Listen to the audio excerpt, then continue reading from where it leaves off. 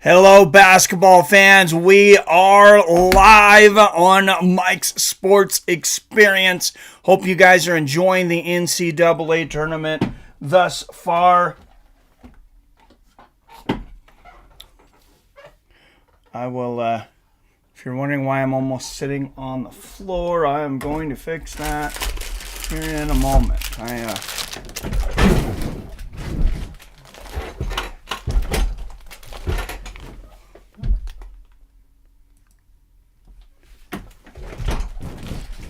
Go. I don't know what was going on there, but there we are. What's up, everybody?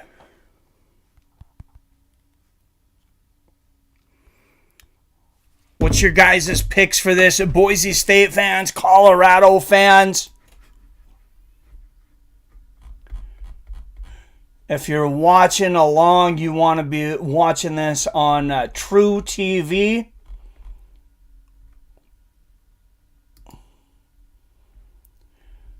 That's going to be the place to go for Boise State versus Colorado. First four. This is the last two, though. This is the last two. They have the final four. Well, we have the final two.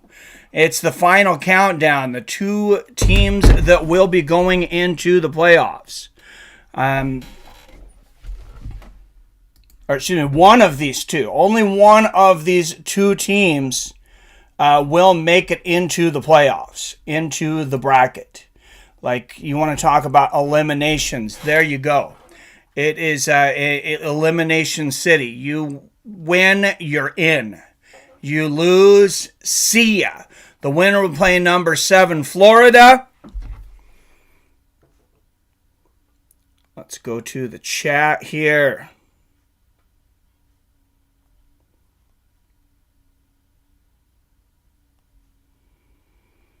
You lose.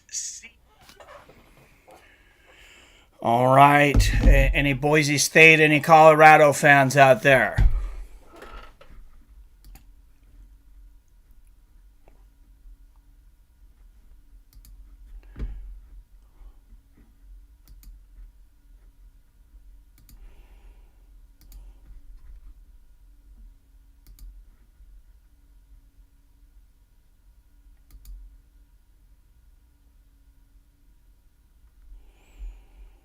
We are having a bit of technical difficulties here. True TV not coming up. I don't know if any of you guys got True TV.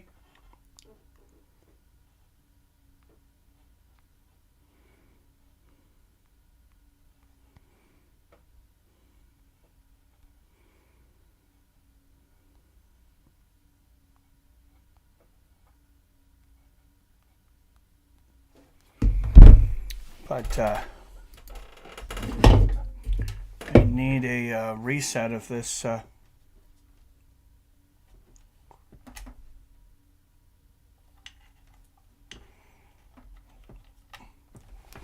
Of my box here.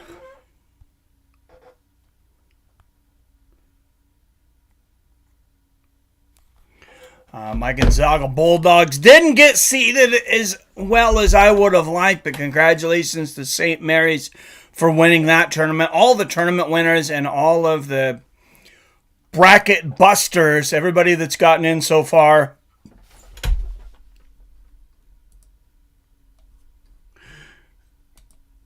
Congratulations.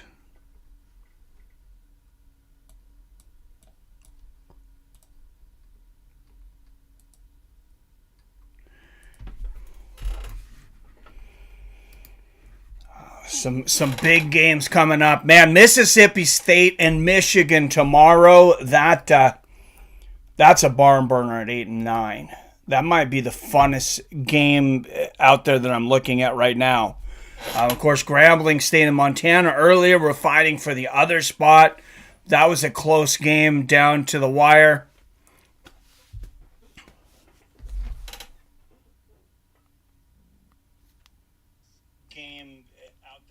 looking at right now. Of course, Grambling State and Montana earlier were fighting for the other spot. That was a close game down to the wire. Just checking my audio here, guys. What's up, whoever's watching there? Welcome.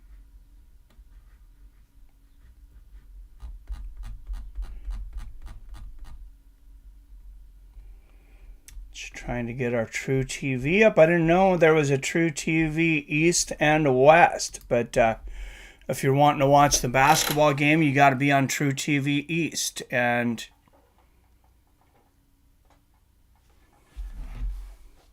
this is weird. I'm on the West Coast, but what's up, PBR Street Gang? Hello, sir.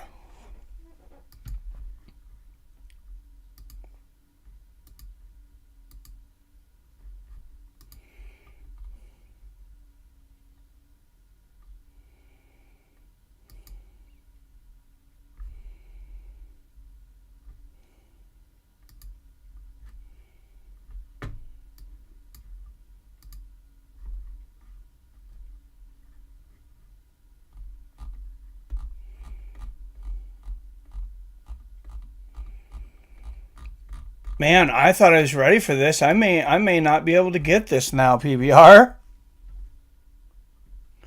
Yeah, no, the wife does not like the beard, so every once in a while I try to appease her so she doesn't kick me out.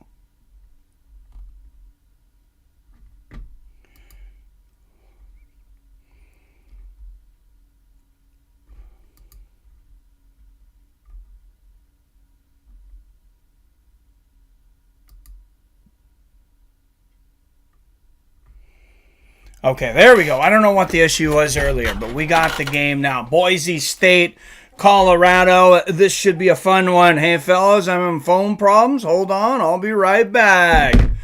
No worries, Robert. I'm a little behind the 8 ball here, so if you guys can, anywhere you guys can share this, would be appreciated. Oh, I just noticed they removed the share button for Twitter. I know there's Twitter is having some issues, some back and forth with like YouTube and Facebook and other bands. So, or excuse me, other streaming companies.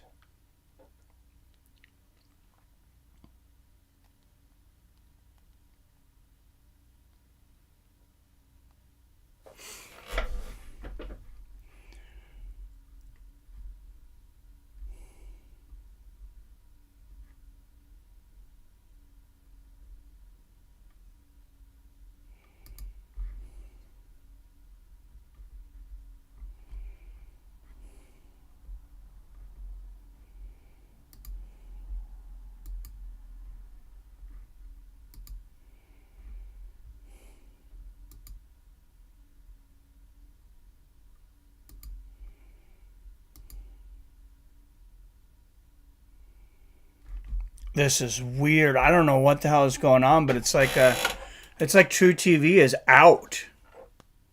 Is anybody else watching this? Thank you, Robert, for the share.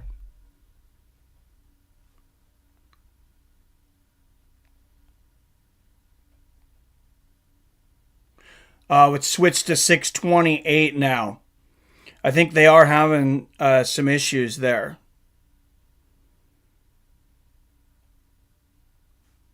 That doesn't make me feel so bad then. It was 610. Now it's switched to 628. For whatever reason,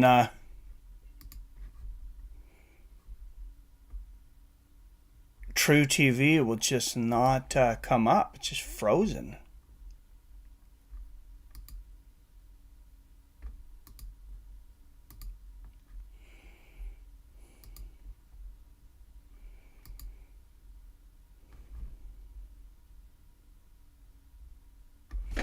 And it was working earlier.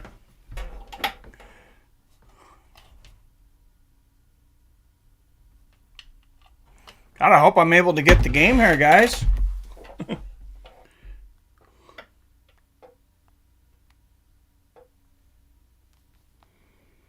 I'll share on Twitter for you, Don. Thank you, PBR. Too funny, Mike. Yeah, I don't know what's going on. Like I said, True TV is looks like it's down for the moment. What's up? 6 up in the chat. Welcome everybody. NCAA bracket eliminator. Winner moves on to face number 7 Florida. Loser goes home. Go home, losers. Losers go home. This is the playoffs. Playoffs. Yes, we want to talk about playoffs.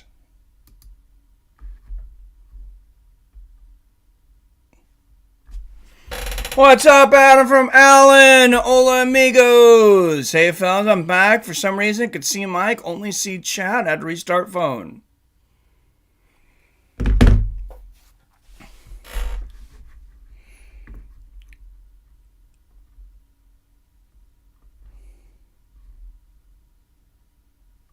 All right. Is anybody watching this live? Does anybody have True TV and go there for this? Because they've pushed the tip-off back.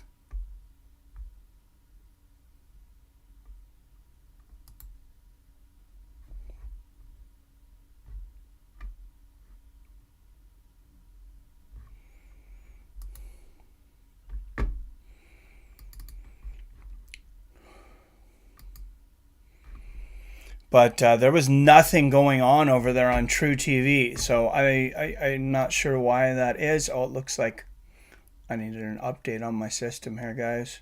What about that?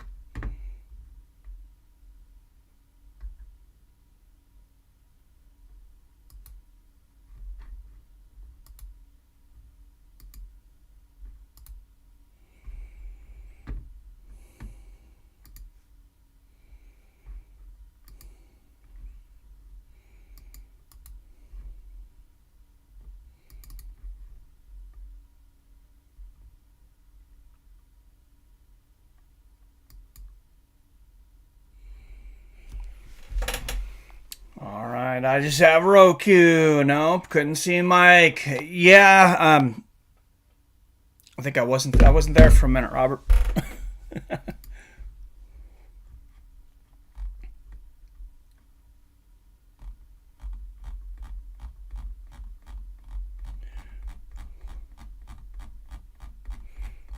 Okay, hopefully this update should do it here. Sorry for the mouse clicking.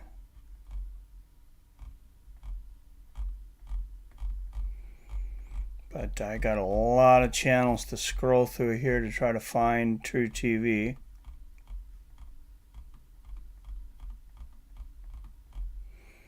I never watch True TV because they don't ever have sports on there.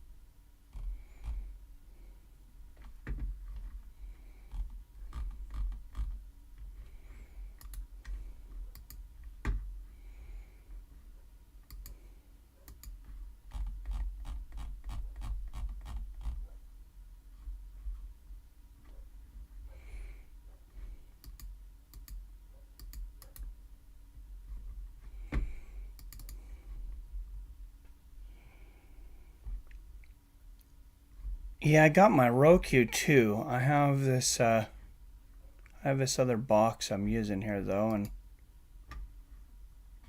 here. Okay. Sorry, they just updated this. I didn't realize they were going to update it.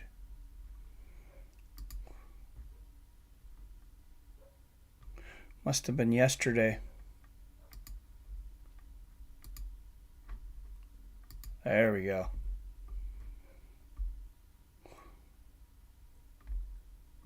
All right, guys. Sorry about the wait there. So I'm glad that they pushed back this kickoff. And 4.9 assists. I think, you show a great player. Colorado and Boise State should be tipping off any minute here, guys. I said the winner will face Florida. Boise State is a 3.5-point underdog to Colorado in this game. Money line on the underdog, I believe, is about plus 145 for Boise. I'm going to take Boise State in this game. I think they're going to take it. I would take them with the 3.5 points, though, because for any of you that are gambling out there, you may gamble in the meantime, in the future, or you're just interested in it, which I always find sports gambling interesting. But I'm going to go to this game now. Tip-off's now been pushed back to 6:32, so. Okay, so there you go. So you get the money line, you get plus 154, which means you bet $100 on Boise State, you make 154. Now you can take the points for minus 105 on Boise, plus 3.5. So you put up $105 to win 100, but you get 3.5 points. So if Boise loses by 3. I mean, you usually don't get that half on three. If you get the half, a lot of times it's like a 1.5, 2.5. If it's 3, it's a solid 3 because that's a 3-pointer. That's a buzzer beater. So 3.5, I really like that number. I would take Boise. I might put a little on the money line if you're confident in them at plus 154, but I really like minus 105 Boise, giving them 3.5 points because I do think this is likely to be a close game. I think these guys are really going to battle it out till the last moments. Share this with Billy. Billy was supposed to be coming in with me because he knows a lot more about these teams than I do, a lot more about this tournament, and he knows a lot more about basketball, college basketball in general. But I was doing this. Not mainly, I would have done it anyways, but I was doing it. A lot of the reason was because Billy's a Colorado fan. He's over there in Colorado. So where you at, Billy? No, everything's good. Earlier today, there was action. Grambling State in Montana, or Grambling and Montana State. Grambling defeated Montana State 88-81 in overtime. So that one, talk about buzzer beaters, that one went to OT, guys. That's a fun one. Colorado, Boise State tipping off here any moment in the South region. Let's look at what we got starting tomorrow morning, though. It's going to be a long day of streaming. 9:15 a.m. I hope to see your fine asses here, because Michigan State is taking on Mississippi State. 8 and 9 seeds. Guys, there's only 1.5 on the odds between these guys. Mississippi State is a 1.5 favorite. Like, that's basically a jump ball.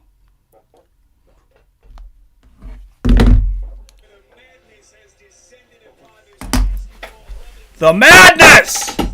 The madness of March.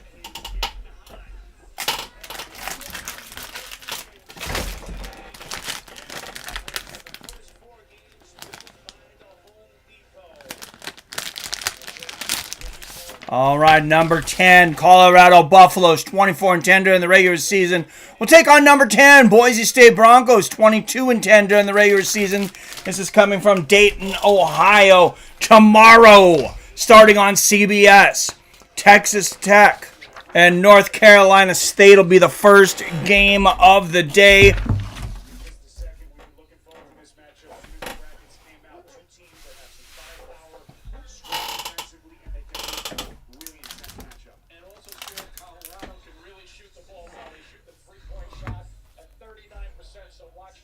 No idea what to talk about. I don't know basketball. Let's get the bracket up, Robert. Vacation a lot in Colorado. Some lakes up in the mountains where I fish. What part is Billy near? I'm not sure, honestly, now. I know he sold his house. He moved in. He's like helping out some family right now because he had sold the house that used to be, his parents' house.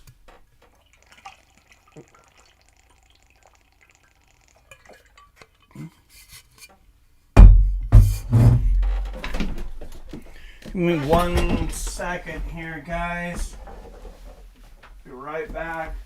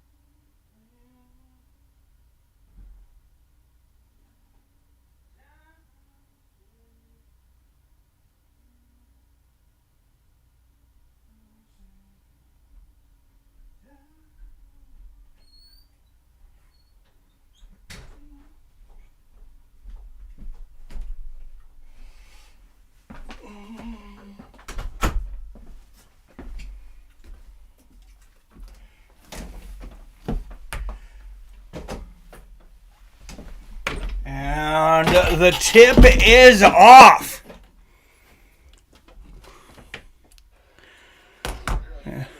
Bill is close to Denver. I forgot, maybe Boulder.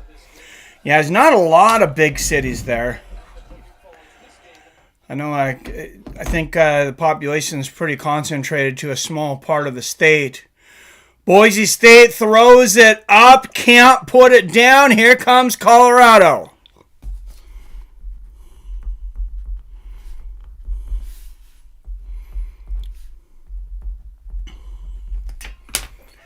And that is in and out. And Boise State with the rebound. A couple of misses here early. A three-pointer from the outside. That was number 12 for Boise. Can't put it down. 16th NCAA tournament appearance in school history for Colorado. I know Boise's been there a lot themselves. Oh, beautiful pass under the basket. There's the steal from Boise State. And their point guard number 0 is going to bring the ball up the court here, take it all the way himself, and put it down. That's the first basket of the game.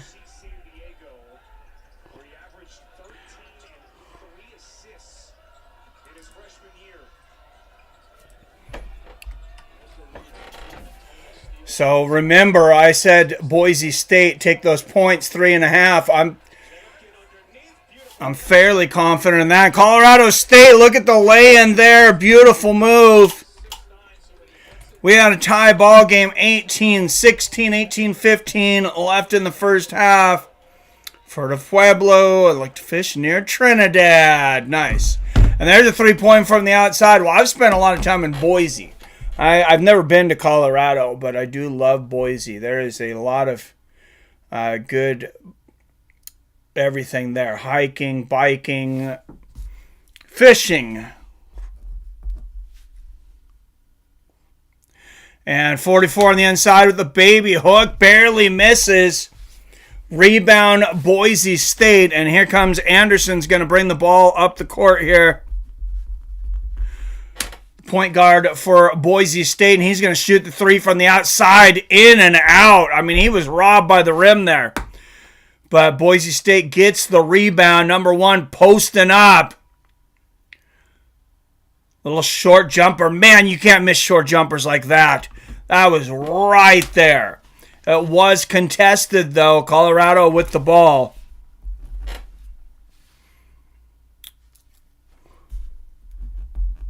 And number 0 for Colorado passes it on the inside to 2, back out. Top of the key. And there's a 3-point attempt for Colorado. Air ball. Boise State's going to grab that easily. Anderson's going to bring that up the court for Boise. 0 for 3 for both teams from the 3-point line so far. And that's blocked on the inside. Colorado with the D.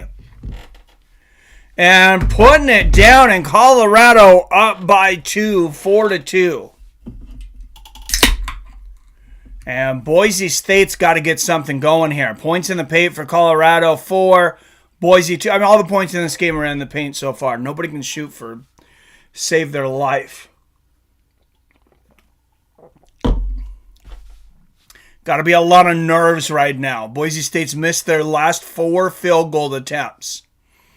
And that's the way to do it. Number 11, just laying it in. That's the way we do it.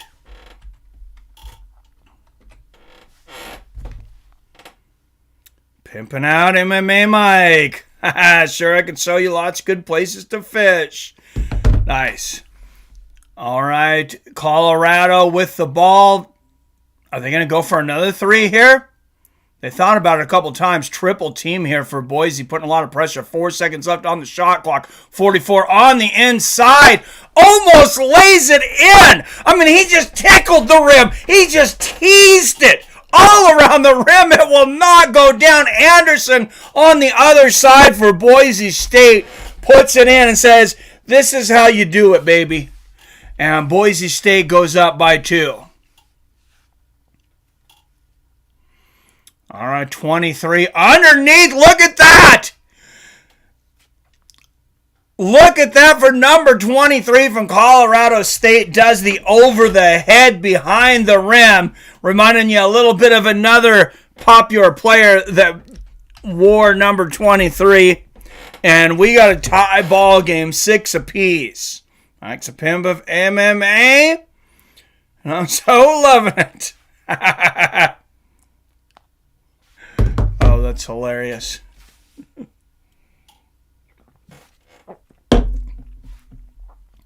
All right, little commercial break here. I'm going to, honestly, in this commercial break, I'm going to start writing down the names of some of these players in case somebody comes in that expects me to know what I'm doing.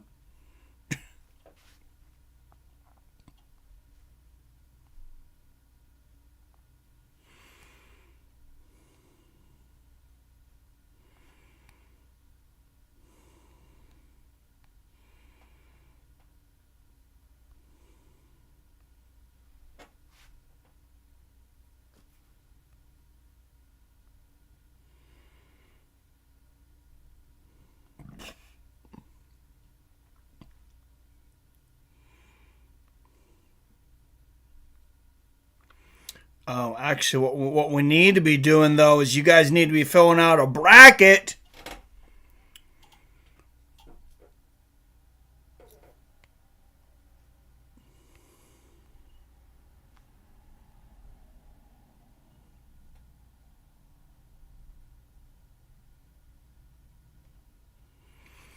Fill out the bracket on Fights with Friends so far. Me and Billy are the only ones in, so... So if you click that link on your phone, on your computer, whatever device you're watching on, Robert, PBR, anybody else, it's just fun. It's all seeded, so it's all numbers: 16 against 1, 15 against 2, 14 against 3, and so on. You know, you got your 8, 9 spot, but people that don't know anything about basketball often do better in those brackets than people that do. What's up? There's Billy, Colorado State. Thank you. Come in and save me, Billy. Where are you? Thank you. No, this will definitely save me. Because I was trying to find, like, all the players, and I'm like, this is ridiculous. Like, the cameras anymore, they don't zoom in on the players. I don't understand what the deal is with that. But it used to be I could just read the back of jerseys.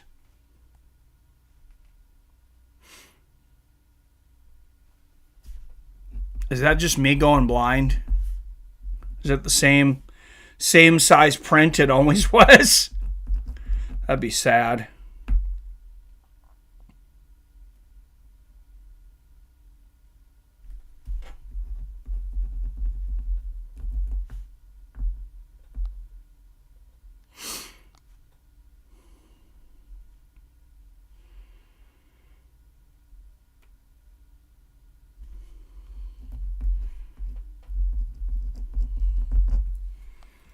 All right, I'm going to know a lot more players by the time this is all over, guys. All right, Boise State with the ball.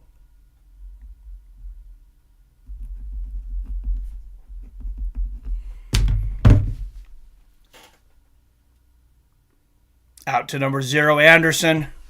And he's going to drive to the hoop. And 2 attempts for Boise State. They cannot get the ball to go down. 14, 28, 27, 26, 25 left in the ball game. Here comes Colorado. KJ Simpson out on the perimeter.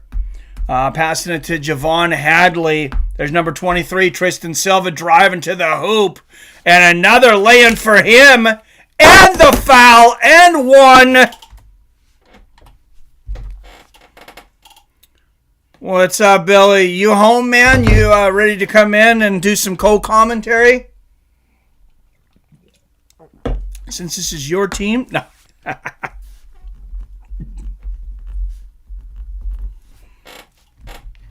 No, I appreciate the update. All the players here. Thank you, man. Saved my life.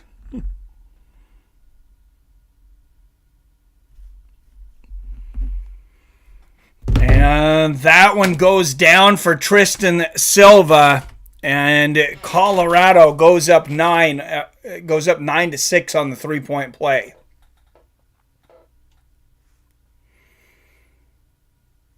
And there's Anderson. He's going to pass it out to the perimeter to number 11. And wow, talk about in and out. Boise State get another rebound, though. And there it is. That was number 0. Anderson the third puts it down. And it's a tie ball game, 9-9. No commentary for me tonight. Too tired. I get it, man.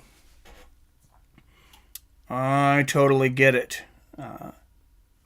Grocery business, I'll take it out of you. I know you were working an extra shift for somebody, it sounded like. All right, number 11 for Boise. And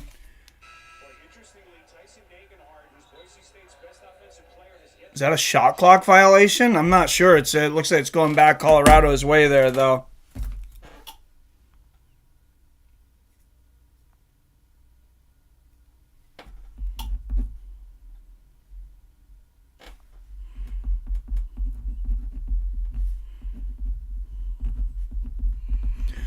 All right, and here it comes Colorado, and the lay-in on the inside, in and out, and won't go down. Boise State with the rebound, looking to take their second lead of the game. Their last lead was at 2-0. 31 center, posting up. Nice little baby hook.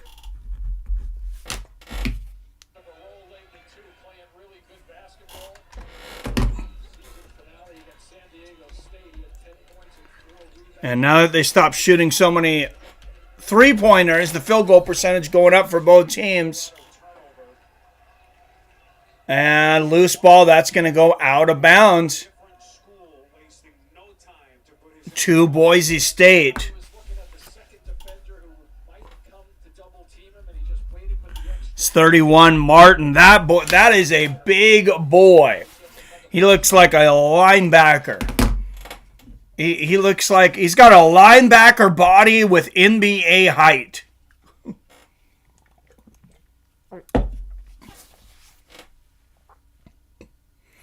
And Boise State on the perimeter to the basket, number one, and he cannot get it to go. Just seemed like a simple lay-in on the board, but he will go to the line.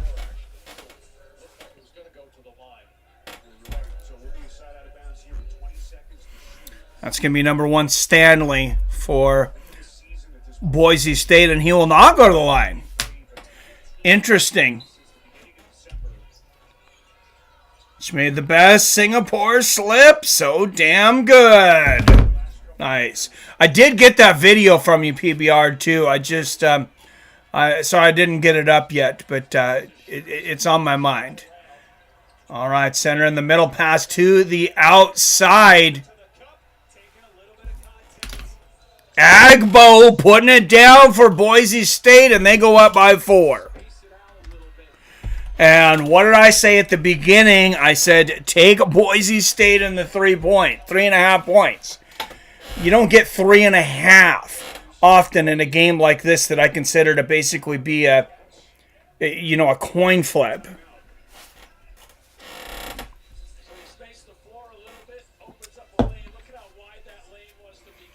And Boise State looking good early. 13-9. I joined the bracket, but don't know what do I do. Wait till after this game is over, Robert. You don't have to. But, well, actually, you don't have to. So, when you do your bracket, it'll ask you on the 10 and 7 seeds for, I believe it's the South region. It'll ask you, do you want to pick Florida or do you want to pick the winner of Boise State, Colorado? How do I pick? Singapore sling, not slip.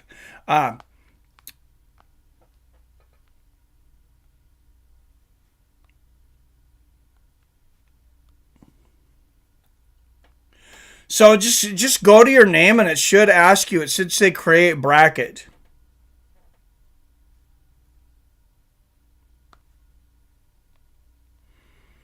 There, I see you. I see you, Robert. Is that ESPN fan? With a big long number. Oh, it says you're a little early. Brackets will appear here soon.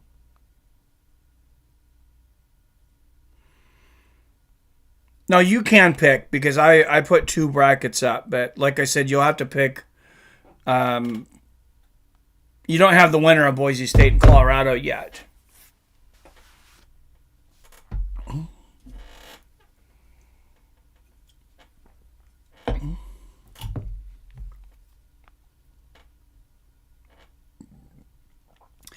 Six up in the chat. Don't forget to hit that like button. Thank you to everybody that's here from Fights with Friends. Trying to build another channel here. It's not easy, especially I abandoned this channel for basically 4 years. So getting it built back up won't be easy, but I'm hoping to be able to do that through March Madness. One of the most popular sporting times of the year, of course, and my favorite sports time of the year. Already did 15 brackets, says Billy. Oh, I thought I limited it to 2. It must not have worked. That must have been, I don't know, I must not have finalized it or something, but that's fine. Actually, more brackets is good. So maybe I'll just do all 25. So you guys can do up to 25 brackets. 11:33 left in the first half. Let's go to the coach here for the Boise State Broncos, Leon Rice.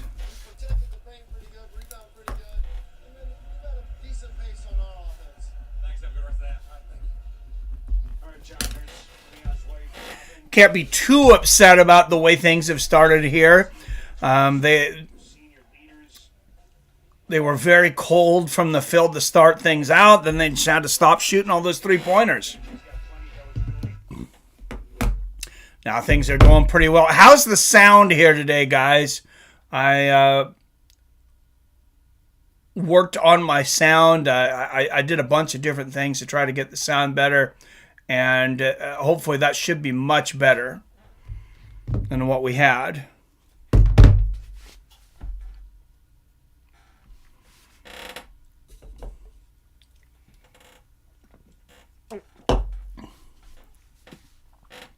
I'd been using the webcam mic, but I realized I seen a software update for my other mic. I didn't realize you had to do software updates for microphones, but 3 seconds left, 2 seconds on the shot clock for Colorado.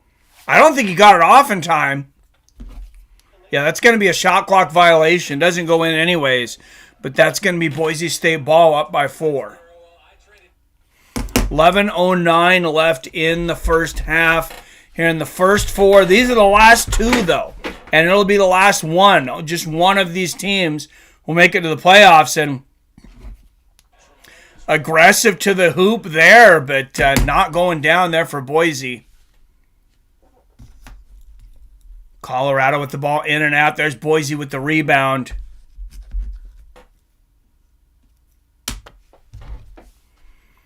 Sound is good. Thank you, PBR.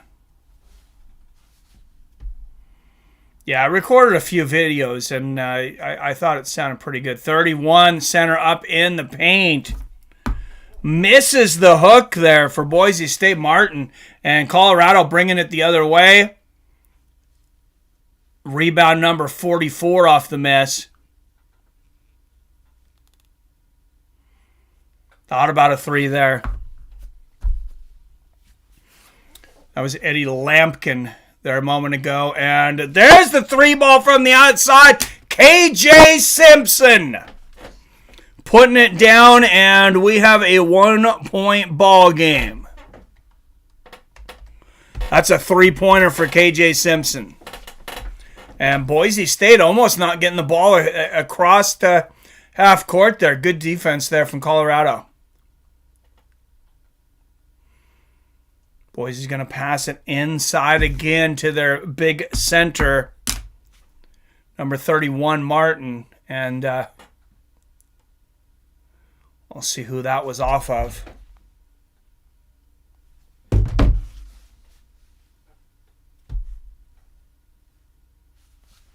Anybody watch K1 last night? 0 points for Boise State in the last over 2 minutes of this game. And another miss. Colorado State with the ball. They're going to bring it up. Oh, and KJ Simpson trying to take it to the rack. Misses. Boise State with the ball again. They keep getting the rebounds, but they can't buy a bucket right now.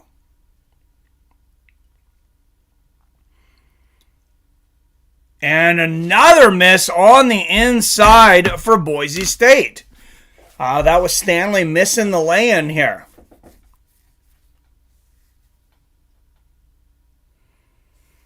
And a fadeaway jumper misses for Colorado. I don't know why the shooting is so poor here today. Maybe a lot of nerves with these kids, no doubt. This is an in or out game. Like I said, if they win, they're deep in the tournament. They're going to be a number 10 seed. They'll be playing number 7 Florida. Good chance to make the second round. But if they lose here, that's it. Scoring drought now over 3 minutes for the Boise State Broncos.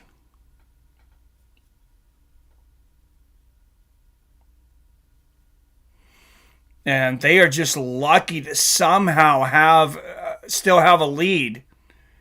Oh, swatted! Get that out of here!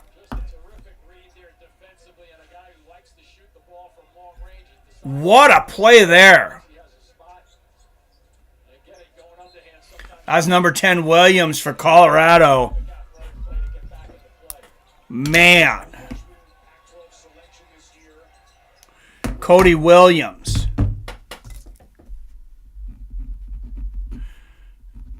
And Colorado will get the ball back here. KJ Simpson with the ball on the perimeter. He's going to pass it to Tristan Silva. Back to Simpson. And Oh, in and out. You can't get much closer to getting it in than that.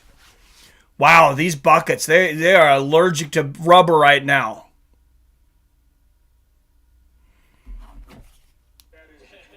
And that'll be a foul on Colorado.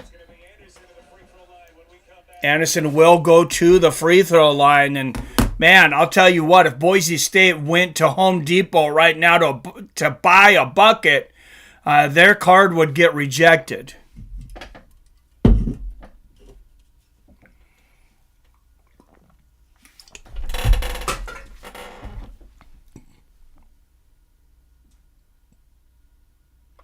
Yes, I figured out how to pick my bracket. I picked UConn to win it all. Closest place to where I live still in it. Nice. Stop saying Colorado State. It's Colorado. Did I say Colorado State? I only said Boise State.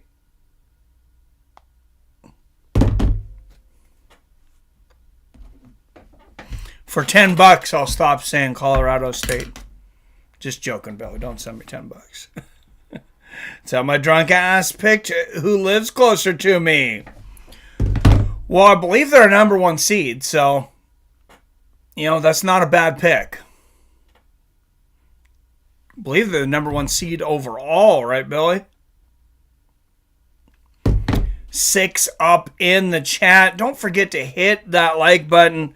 Thanks for joining us over on there. Make sure you're subscribed because you might be subscribed to Fights with Friends, but maybe you're not subscribed over here. So make sure and just double check that and look at the bell and double tap it so you get all the notifications for this channel. We plan on doing a lot of games here throughout March Madness, but I'll tell you, this Buffalo Wild Wings commercial is making me hungry. They're number 1 seed? No way. That's cool. Yep. Well, then I guess I picked good then. Yeah, they got a damn good chance of winning it all. I believe I picked Houston to win everything in my first bracket. But, yeah, if you can pick a perfect bracket, Robert, like you get every team right, I will pay for you to go to Vegas and all your food and drinks. On me. If you get a perfect bracket. Plane ticket, hotel, everything. Before you get too excited, though, no one in the history of the NCAA tournament has ever picked a perfect bracket. So,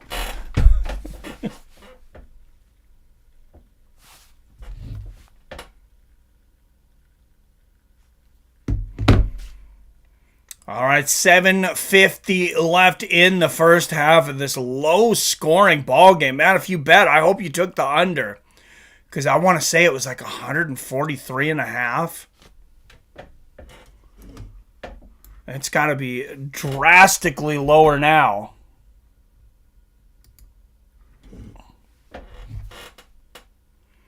Another great idea would be to show the warm game cast in your background behind you. Show everyone the up-to-date stats and scores, plus an image of when severe shot is taken. I don't know what that is. I don't know what the warm game cast is.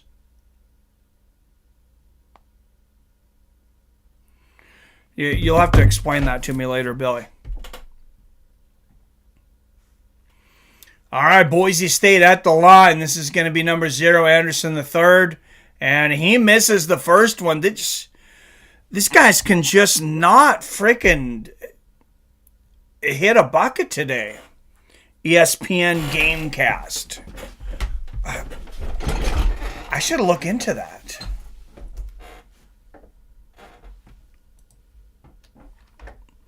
It'd be nice to have more time to focus on actually learning, paying attention to what's going on in the ball game than having to switch the score all the time. All right, Colorado with the ball. There's number 23, Tristan Silva, passing along the perimeter. Javon Hadley. And Boise State breaks it up, but it looks like there's going to be a foul on the play there.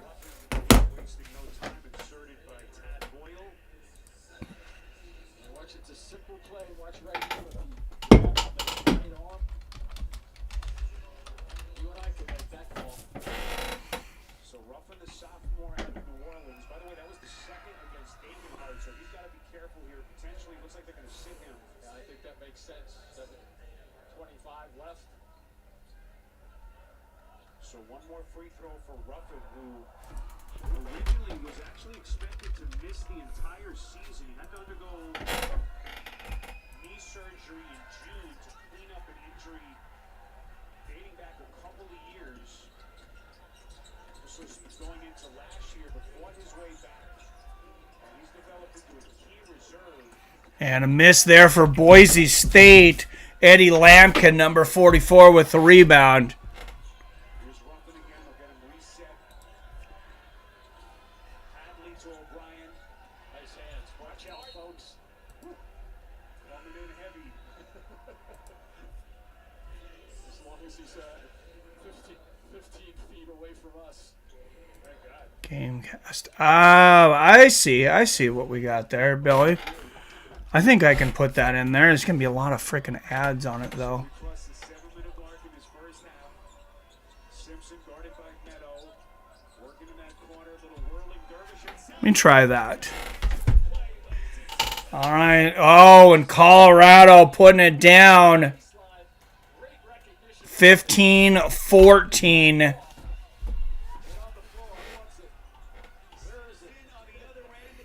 Oh, I can't do that, Billy. They're ahead of me. 15 seconds on the timer. Anderson shadowed by Ruffin. They're ahead of me. Colorado's going to score this time up the court. They're going to score a two-pointer because they have it 17-14 on here. Yeah, there's number 24. They're way ahead of me. 23 goes to the line. So it's a live game clock. A lot of b-ball streamers use the Gamecast in background for all the info it offers the viewers. By the way, not only makes a nice play there, but watch him get the weight up in the air and somehow twists his body around to get Oh, this is pretty good. This is pretty good for me. back to back by Ruffin. Silva, the all Pac-12 second team selection. Thank you, Billy. I'm so far behind. You guys would see different scores though than what's actually going on.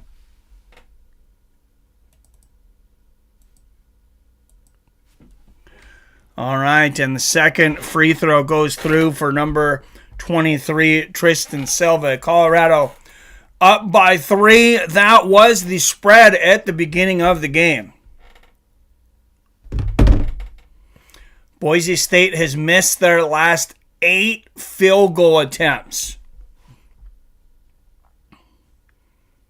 0 points in the last 2 minutes, and the only points that was 2 minutes ago was that one free throw. Stanley on the baseline. He's going to take it up. He can't lay it in. And finally, the drought is over. The center, Martin, puts it in for Boise State, and it's a 1-point ball game.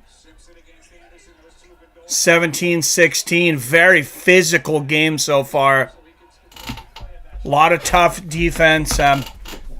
Neither team shooting the lights out, of course. Oh, nice lay-in there.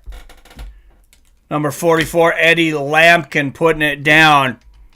Colorado 19-16. Back to a 3-point lead.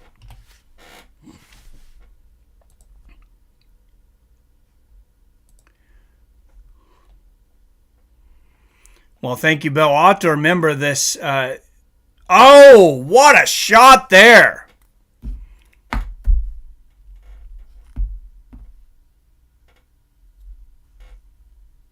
Boise State putting it down, getting within 1 point here.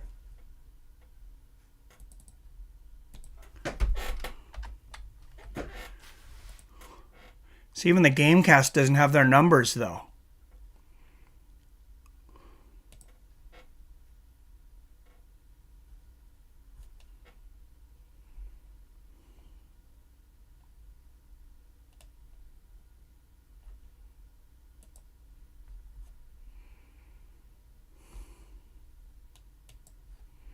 You have to click on each individual player to get their playing number.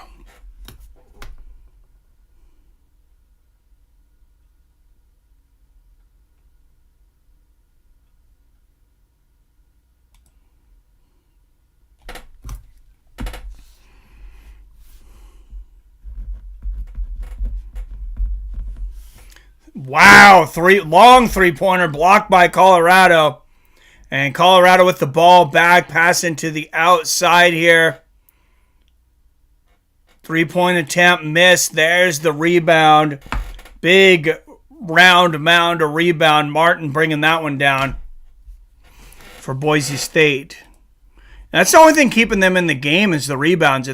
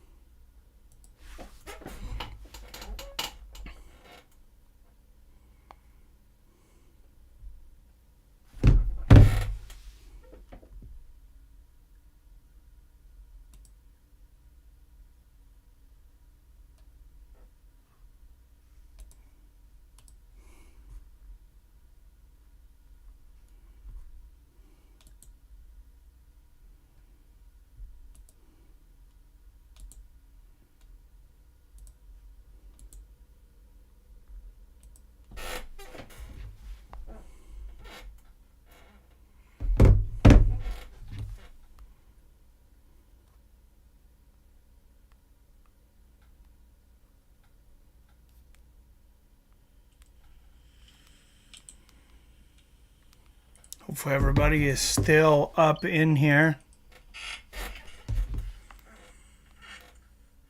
I didn't freeze again, did I?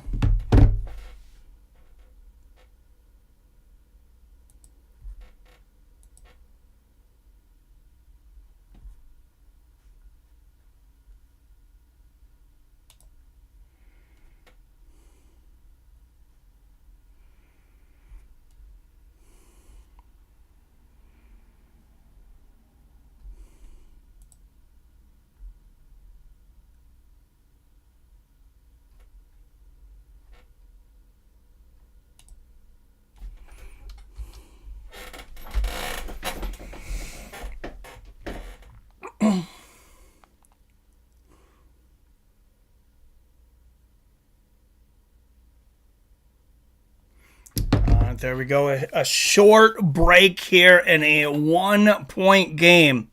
9:15 in the morning, 9:15 a.m., 12:15 Pacific tomorrow. Mississippi State and Michigan. I'll be playing early. Don't forget to, I don't know if my screen's right, but it says we only got 3 likes on here. Probably, I guess, from Billy, PPR, and Robert. But anybody that hasn't hit that like button, if you could do that now, thank you. They tell me it helps. And you see 3-point field goals, just 2 of 16. Both teams combined. 1 of 7 for Colorado, 1 of 9 for Boise State. Just atrocious shooting by both teams here.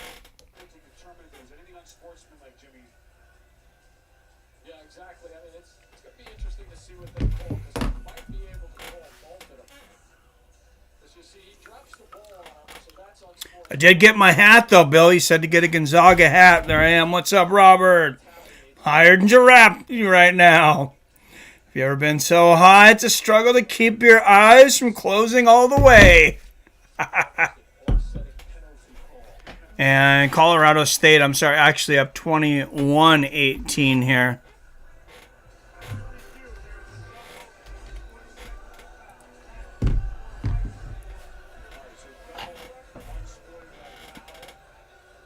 That's me right now.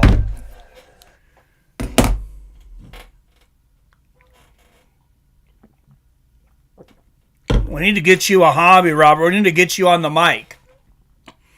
Which, here soon, I promise we'll get you in some more videos. I think I'm Japanese. Hey, that's racist. You can't say that. 3:18 left in the first half. So if you have the under on this, you are feeling very safe. Just 39 points scored combined between both teams with 3:18 left in the first half.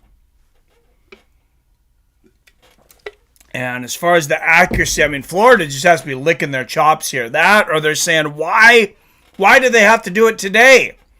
Why can't these teams shoot like this against us? Number 7, Florida will be playing the winner of Colorado and Boise State. As I mentioned earlier, the winner of this game will take the number 10 seed. The loser will go home. And it looks like that's going to be a kick. I thought it was going to be a kickball in Colorado, but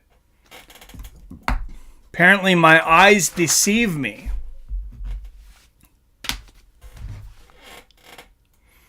I'm a samurai, I can say that.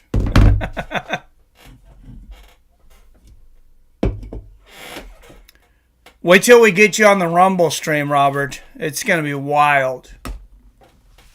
The Rumble channel is up, by the way. I just haven't done a stream yet through there.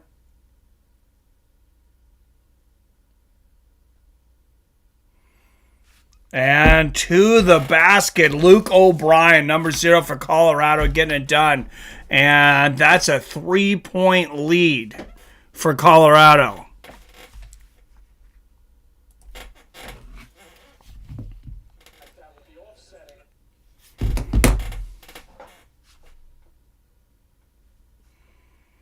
Damn, you got to work tomorrow, Billy? I hope you get to be home for a lot of the games, since everything starts early morning tomorrow. 2:42 left in the first half, and the free throw is good for Luke O'Brien.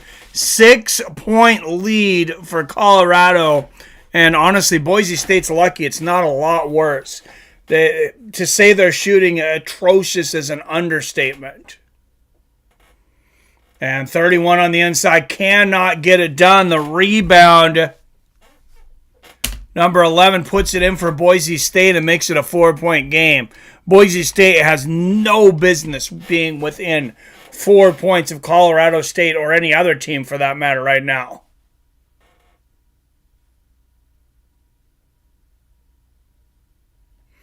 It's their defense and rebounding that's keeping them in this game. You see the double and triple teams. There's a 3-point from the outside. That's a brick, and Boise State has the ball with a chance to come within one possession. If I would have showed you Boise's shooting percentage and said they would be within 4 points with 1:40 left in the first half, that would be difficult to believe. There's number 12 from the outside. Shoots the 3, misses it.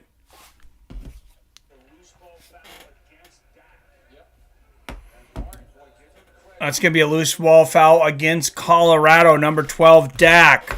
Fouls 31, Martin.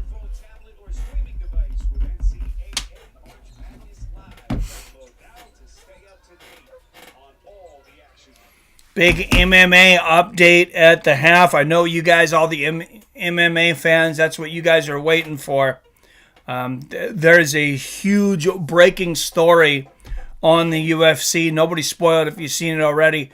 Biggest story in MMA and maybe in years. I think it is. Huge story. All right, Boise State with the ball.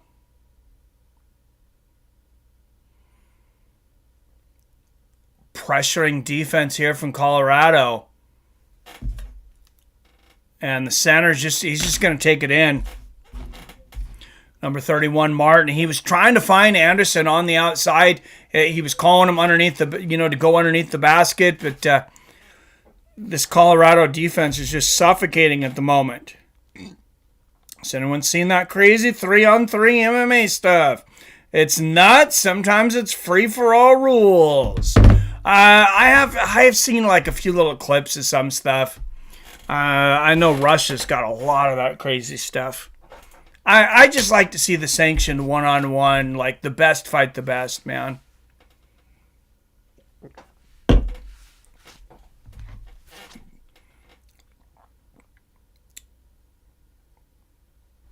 And Martin hits the second, and that's going to be a 2-point ball game.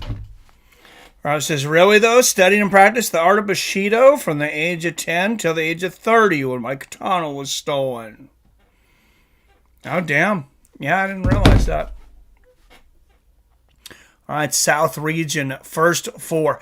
Billy, how in the hell was Boise State within 2 points right now? I mean, both these teams honestly should be a little ashamed of themselves. Like, the shooting is atrocious. The defense is good.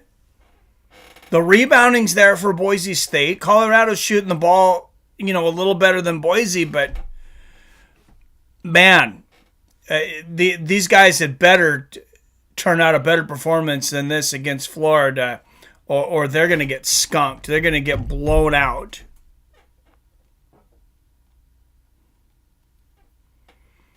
Like said before, Mike, a man of many layers and mysteries. And humble, too.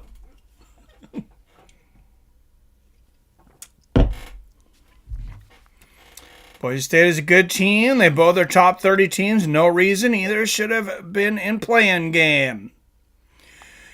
Yeah, that really confused me that they're in the play-in game. I don't know how they decide those things, but I mean, if these teams are good enough to be a 10 seed, why are you putting in, why are they not just lower seeds? I don't know. I remember we talked about this and you explained it to me, Billy. How they do the play-in teams.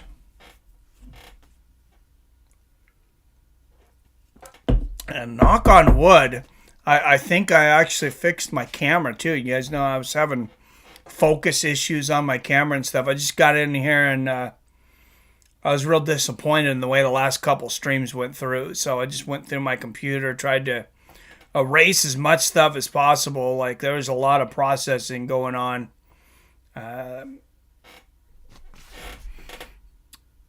That was getting it to slow down, so I pulled a bunch of stuff out. Like I said, I updated the drivers on the mic, on the camera. So, good to learn new things.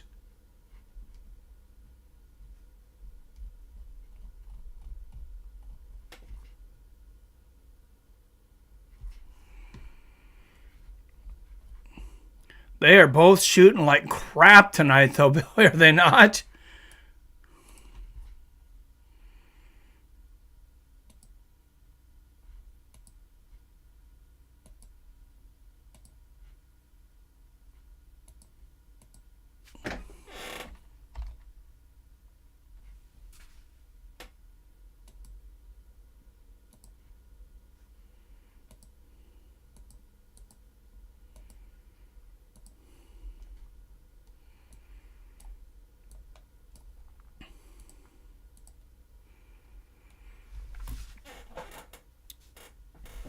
Nobody's really in foul trouble. 7 fouls apiece and a fight for the ball. I mean, every pass in, everything is a fight on defense between these two teams.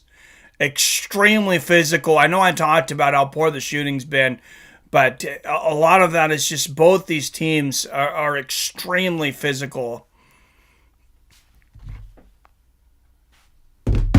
And there's a quick bucket for Colorado.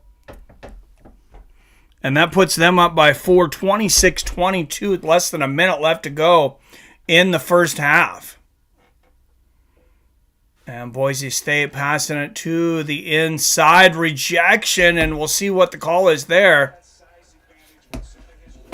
Just 32 seconds left in this first half. Books I've read over a dozen times and own copies is the Book of 5 Rings and the Art of War. Yeah, Art of War is a good book. All right, number 1, Omar Stanley, the forward at the line for Boise State.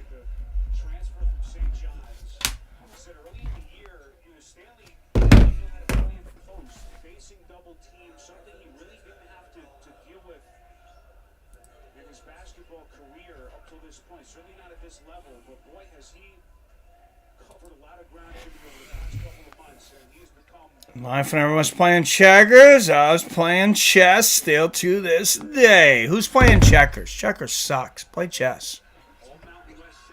Checkers for kids.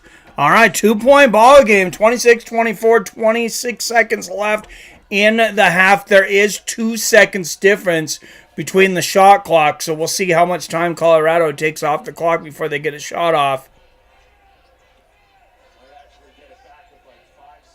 Just a 2-point game. 10 seconds left on the game clock. Colorado, they got to put it up, and there it is up. And an air ball, number 31, Stanley, the center. He is not the guy you want shooting the half-court shot, and it does not go in. So at the half, 26-24. Just an extremely low-scoring ball game here. No, I got you, Robert. I knew it was a figure of speech. I'm just fucking with you, man. What's up, Seven in the house? Let's get it on. Hey, Seven, thank you for being subscribed to this channel too, man. I appreciate that from everybody. Here's Tad Boyle.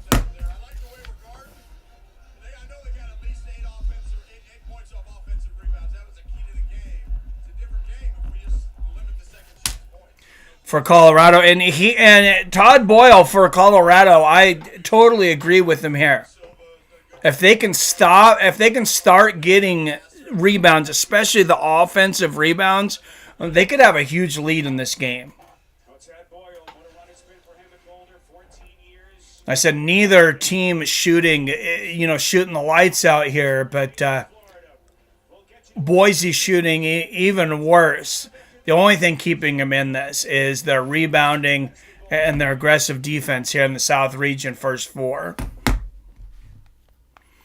All right, guys, I said we had some MMA news. What's the record for lowest scoring basketball game ever? Oh, when you go to college, I don't know, man. You get some really low scoring games. This is not like in danger of making breaking a record or anything, but it's pretty low scoring. I mean, double this up would be 52-48. I would be very surprised if both of these teams came out and scored like this in the second half. The over-under for this, I know it's a big difference, but I know it was either 123 or 143, I want to say. All right, guys. Anybody who want to call in, talk about anything MMA, we got a big story coming up, and I'm going to break it right now. The UFC has settled their years-long class action lawsuit. They actually settled both of them. There was 2 class action lawsuits against the UFC, and both of them have been settled. I'm going to get you the details here.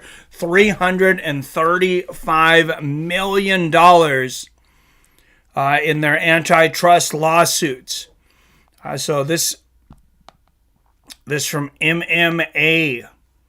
MMA Fighting, published by SB Nation. Credit to Damon Martin for the article. UFC has reached a settlement agreement for a pair of antitrust lawsuits that will no longer go to trial.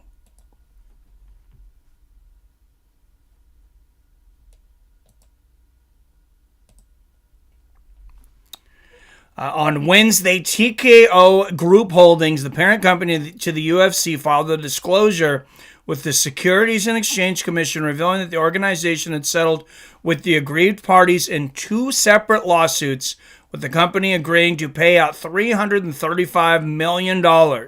Settlement was reached this past Wednesday, according to the filing. Statement issued to the SEC is listed below. So this is the SEC statement. On March 13th, 2024, TKO reached an agreement to settle all claims asserted in both class action lawsuit.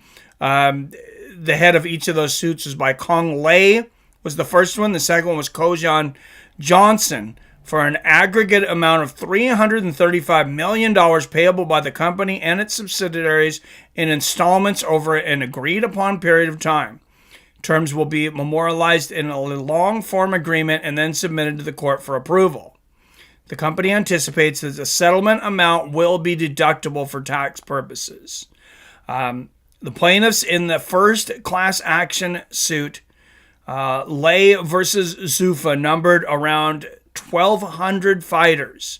That's more than their entire roster right now, by the way. Experts estimate potential damages they suffered to be between $894 million and $1.6 billion through a trial, though a trial would have determined the final number. The settlement comes after Judge Richard Boulware issued an order on Wednesday delaying the start of the upcoming trial, which was scheduled to begin on April 15th. Boulware made it clear in a previous hearing that he would not postpone the start date again unless the parties involved in the case reached a resolution.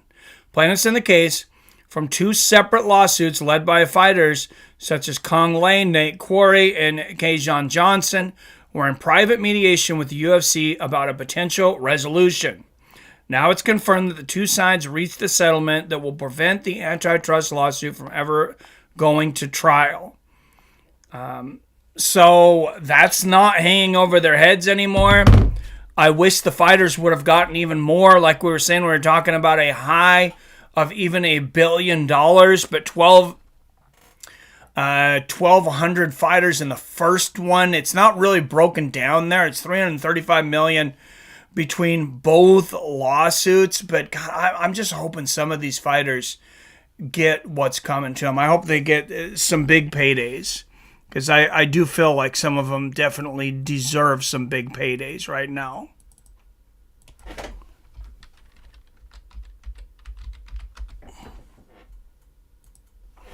You had, most of you probably know who Michael J. White is, mixed martial arts movie star. People had asked him for a long time, why didn't you go in the UFC? And there was a sad answer to it. And he said, I didn't go in the UFC. I didn't fight in MMA because I have to provide for my family. He said, if I went into the UFC, I'd have been broke in 2 years. So I don't know like how true that is, but you got to look at it. He would have had to probably quit, most of his movie roles. He would have had to go down to training, spend how much in training camps and equipment and trainers taking time off from his, his roles in his bigger paying job. And I don't know what the UFC would have offered him for a contract. I don't know if they ever sent out offers to him. He never fought in any smaller organizations. As far as I know, Michael J. White doesn't have any official MMA bouts. Although I know the guy is definitely a true mixed martial artist and a badass in my opinion. But for him to say, I didn't join the UFC because I didn't want to be broke within 2 years, like that is quite a statement. And I don't know. You see these big companies lately starting to lay down these huge settlements. As they mentioned, it would be a tax write-off. I mean, that just means, so for a tax write-off, those that haven't owned their own business or don't really understand what a tax write-off is, are like, oh, they get to write that off on taxes. It's not the way a tax write-off works. So let's work with round, even numbers just for argument's sake. Let's say the UFC made $700 million last year. Or this year, because it's on this fiscal year. Let's say they made $700 million for the year. I know they made more than that, but let's say, in general, they made $700 million for the year. They have a $350 million basically antitrust lawsuit. What that means is they don't have to pay taxes on those $350 million. They don't get that money back. They don't get anything back when it comes to taxes. So say you got a $700 million and say you have a tax bill of $100 million. You're going to write off the $350 million means you probably, you're going to have a tax bill instead of $100 million. It's going to be maybe 50 million. And those are just real rough numbers.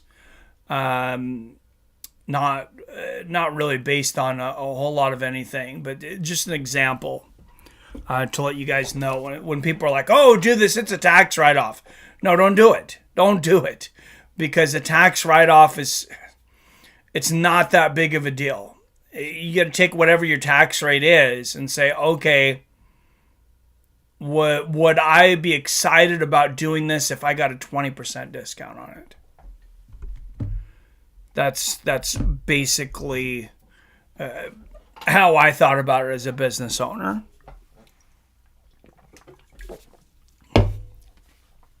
And I didn't do anything just for a tax write-off. If I did something, it was because I already wanted to do it, and the tax write-off is a bonus.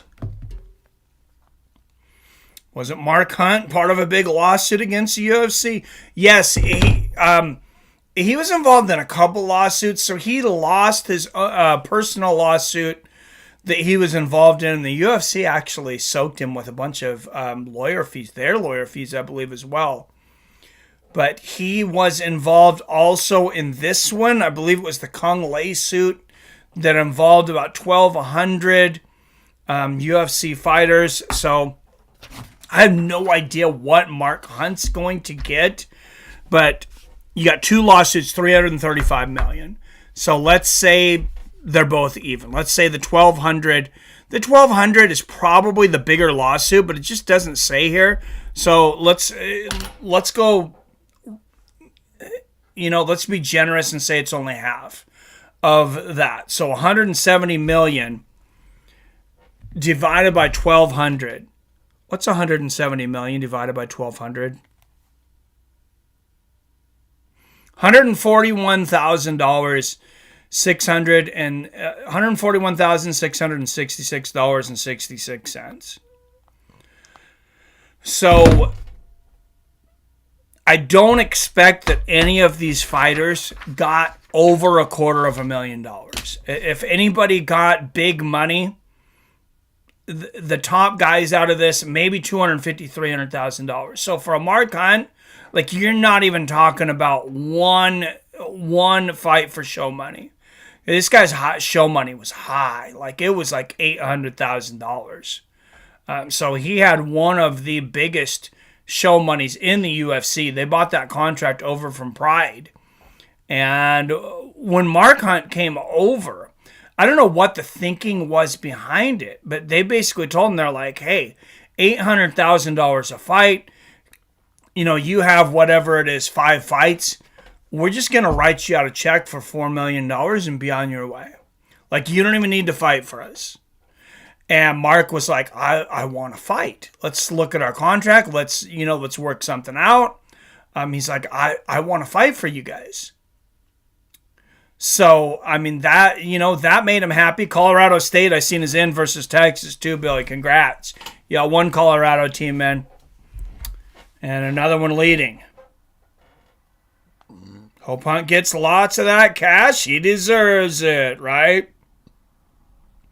They thought they were going to get rich on UFC.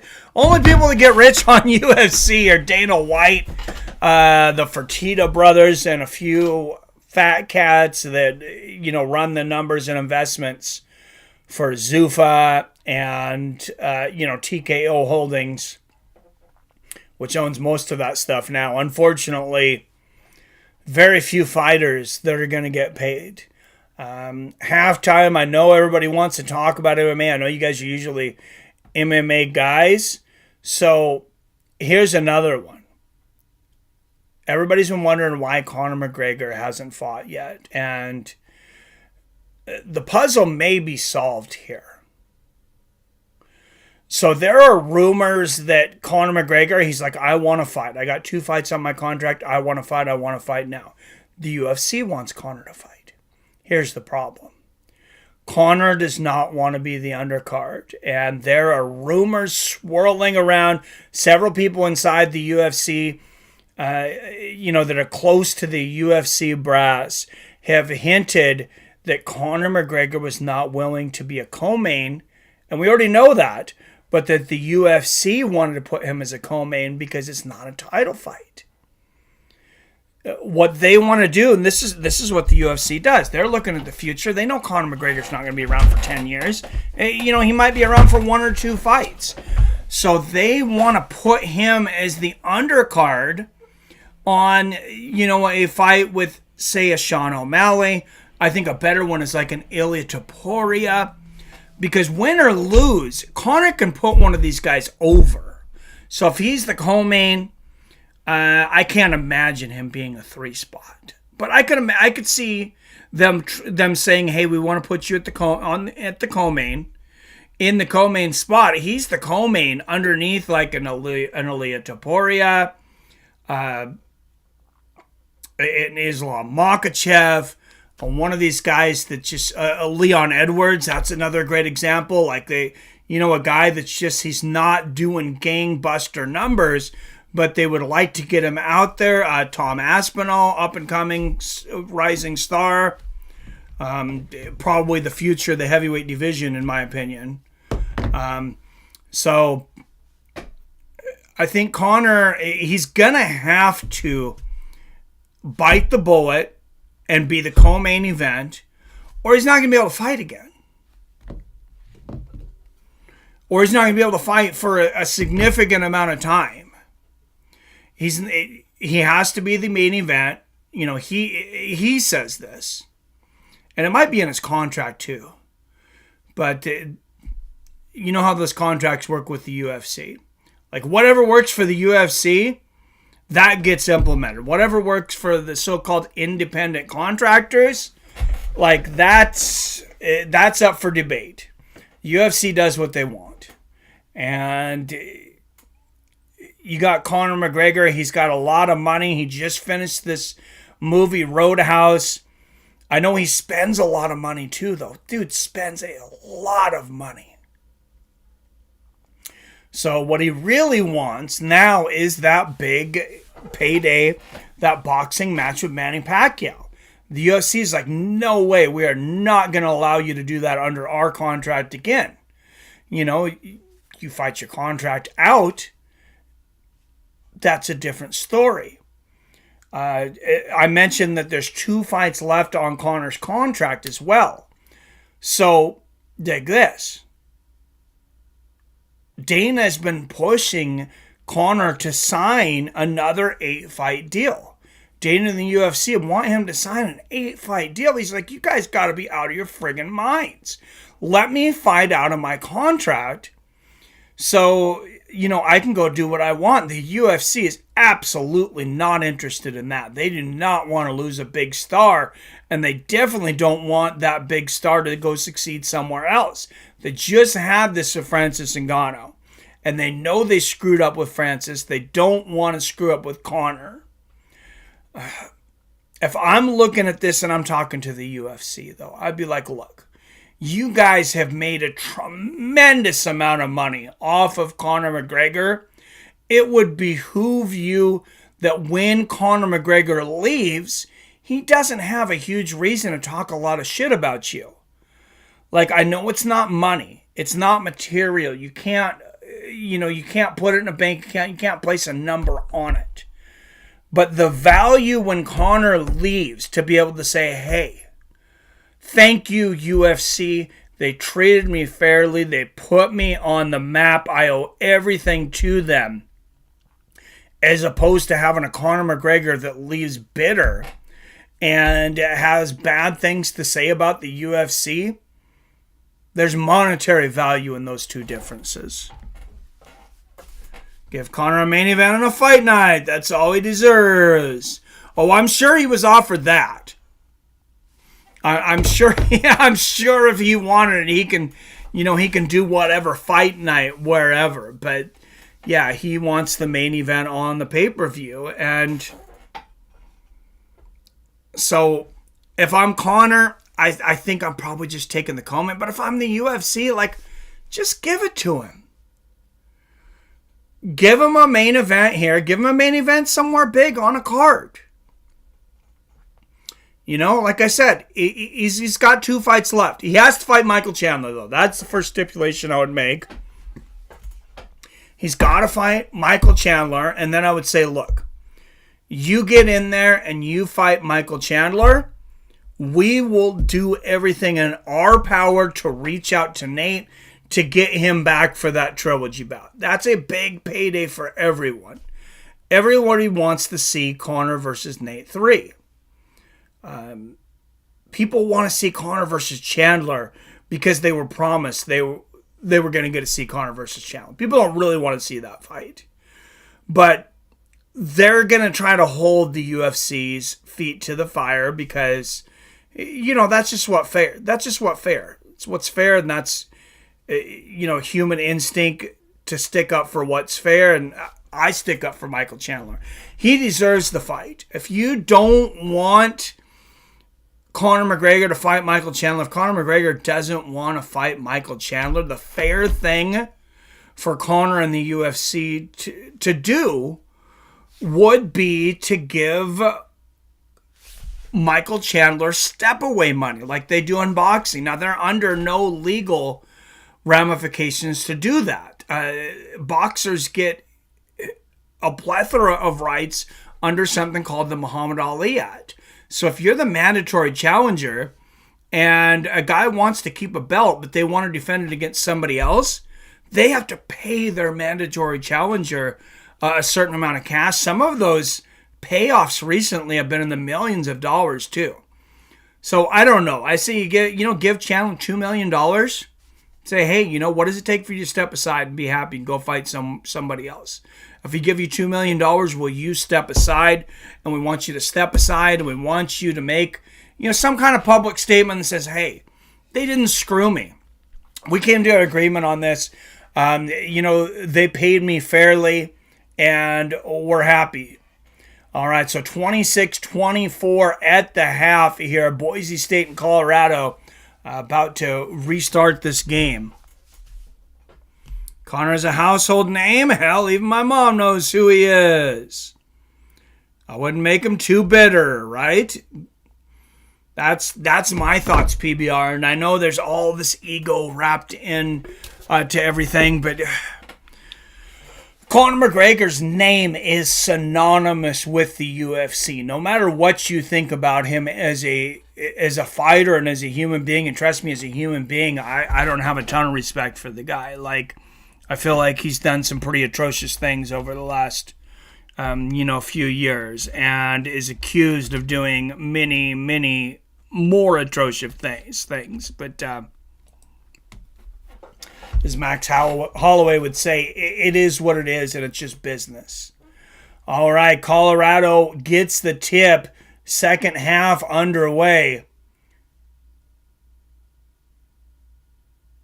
Triple team here by Boise State, and they get the steal.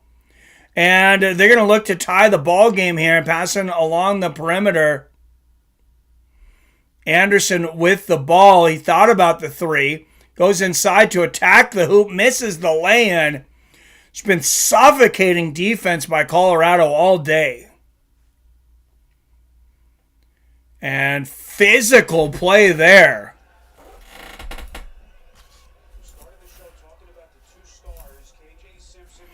Number 2, KJ Simpson for Colorado. It looked like he was amazed that he didn't draw a foul there, but he did not.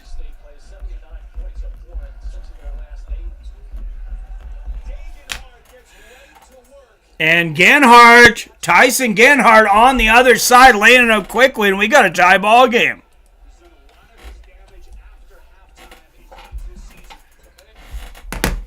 Genhart, as they mentioned, has been a huge second half star throughout the season, and Colorado's scoring quickly. There's a lay-in on the other side. KJ Simpson putting it down. 28-26 Colorado. Boise State with the ball. And here's the center. Or excuse me, not the center. That's number 2, Tyson Genhart for Boise State. Misses the lay-in. Back to Colorado, looking to build on their lead.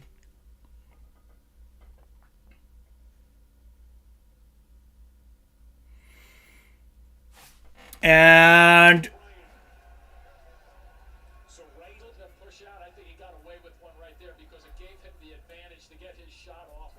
I think that's going to be an offensive foul on Colorado. And it is, and it'll go to Boise. 3 turnovers this half already for Colorado. And that is one stat that Boise won. Well, 2 stats that Boise won in the first half was the turnover battle and the rebounds, or they would probably be down by a lot. And missed shot inside, but Agbo under the basket. And Colorado gets the steal. That's going to be...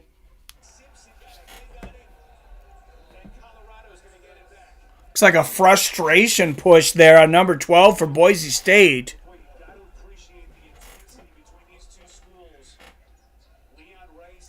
Yeah, there is a lot of tension on this court right now. Foul apiece for each team to start the second half. And a 3 ball from the corner. And De Silva nails it for Colorado State as they go up by 5. That might be the biggest lead in this ballgame. I believe it is.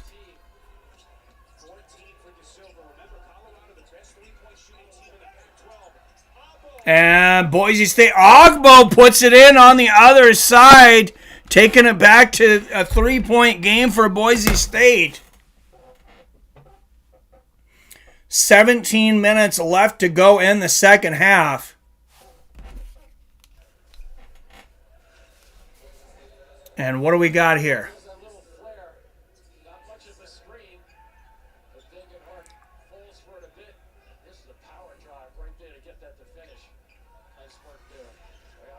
And it's going to be Colorado ball with 17 minutes left in the second half, in the game.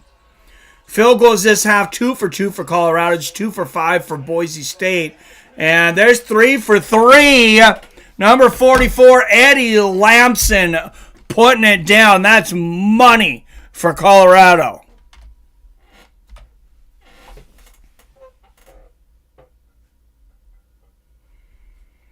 And here comes Boise State trailing once again by 5. And they're going to miss another lay-in.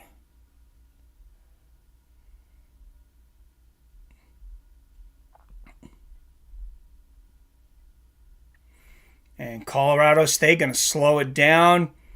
Organized ball movement underneath. And that's...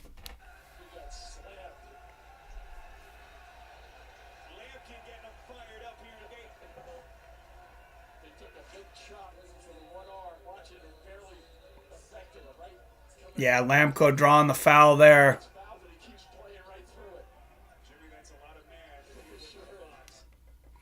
All right, Colorado will inbound with 16:10 left in the game.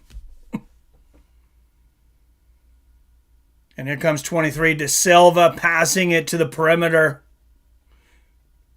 Under 16 minutes left in the game. Now, beautiful pass to the inside to Simpson, and he lays it in. Well, let me tell you, though, that was all about the pass. You just have to have a guy underneath that can put the basket in. And KJ Simpson, he's that dude. And Boise State's going to have to take a timeout and talk about this. All right, guys, I'm going to take a quick restroom break here. And...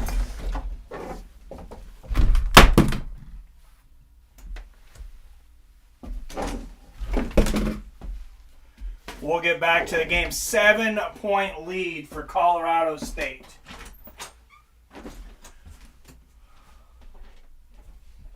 Oh my God, I'm starving. I didn't make any potatoes.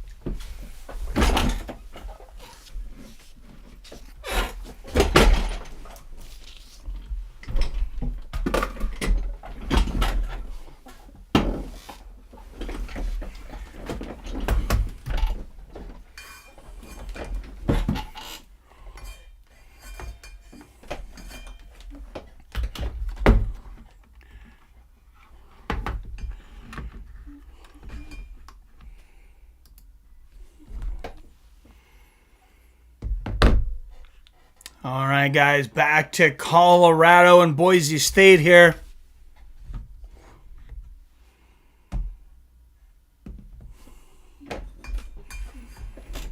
Who's going to watch Godzilla X King Kong? Like, I think I've had enough monster movies for a lifetime. Like, if you're throwing me more King Kong, like, I thought it was done perfectly in 2005. Peter Jackson's King Kong with Jack Black in it. Can we be done now?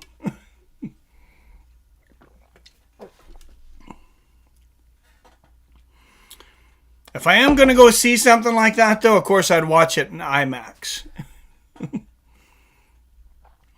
35-28, 7-point game, 15:46 left here in the second half.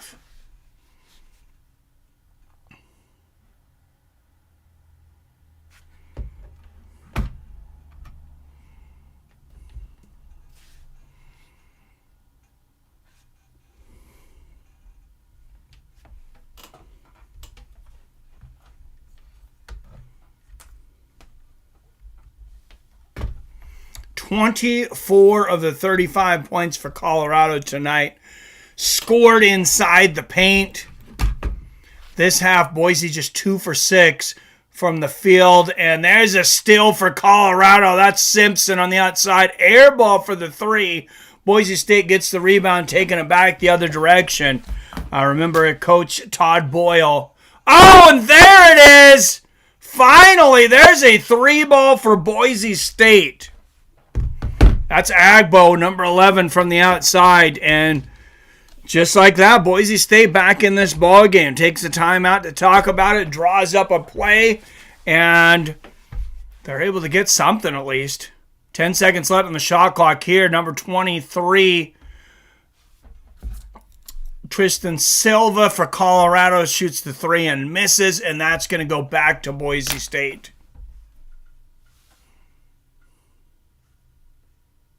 Little more scoring here in the second half, but not a whole heck of a lot. 14:57 left in this ball game.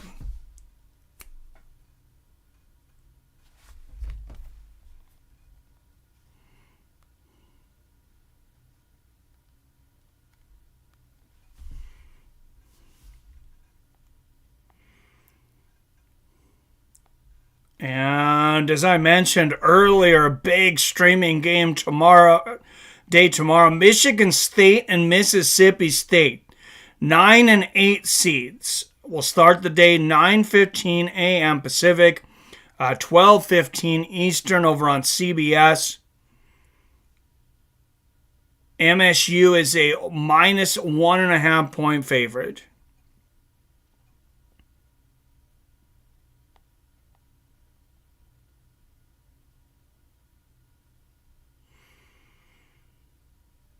Over under for that game looks like it's going to be minus 130.5.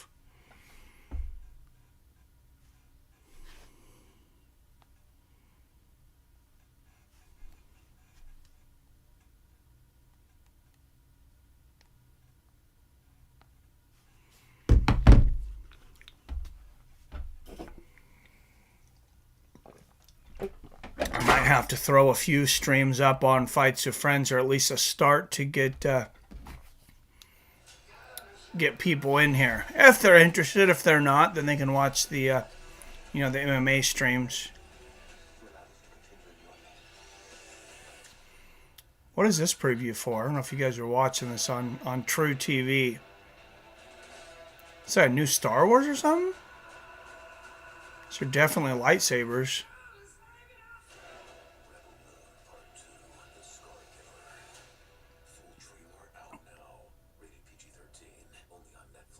Oh, it's some kind of Netflix thing. I was like, if that is not Star Wars, that is definitely a knockoff of their lightsabers.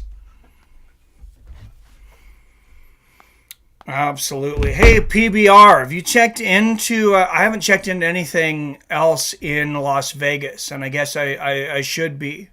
But if you happen to check into those shooting ranges, man, I would really like to try out some of those toys.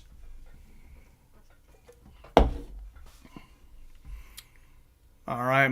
9 Mountain Times teams in the field, 4 in the first 4.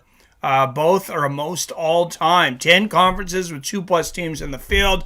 Grambling State is the first program win in tournament. That's their first program win in tournament history. Of course, it was a win just to get them to the dance, but give them credit. They defeated Montana State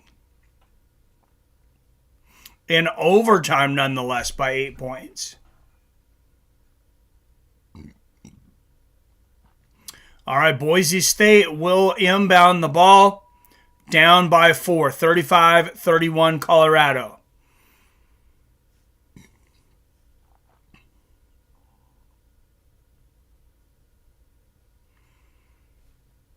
If Boise can catch fire shooting, I mean, they've been doing everything else pretty well. They just can't get the ball in the hoop.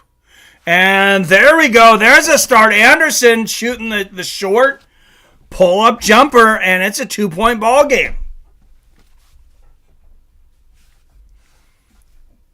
Just like that, either one of these teams goes on a hot streak, and they could really blow this game wide open.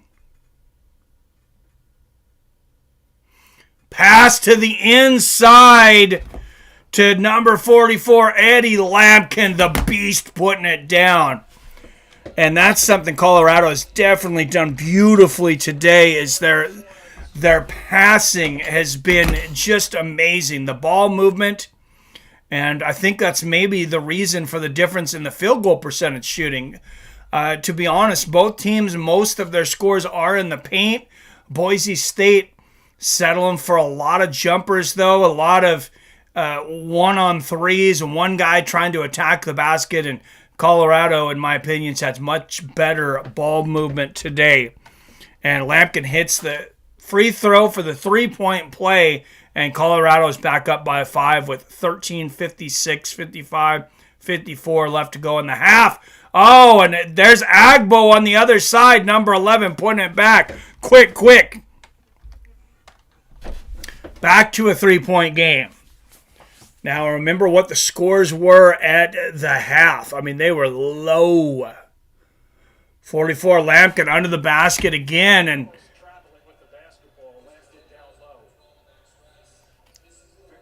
it's like he draws a foul from number 12, Rice. And that's 4 on Rice. One more, and he's fouled out, so he's got to hit the bench for Boise. He's probably got at least 6 minutes of game action to sit over there. Yeah, he's going to be warming that bench for a minute. And Colorado will inbound the ball. Look at foul trouble. Omar Stanley with 3 fouls on the other side for Colorado.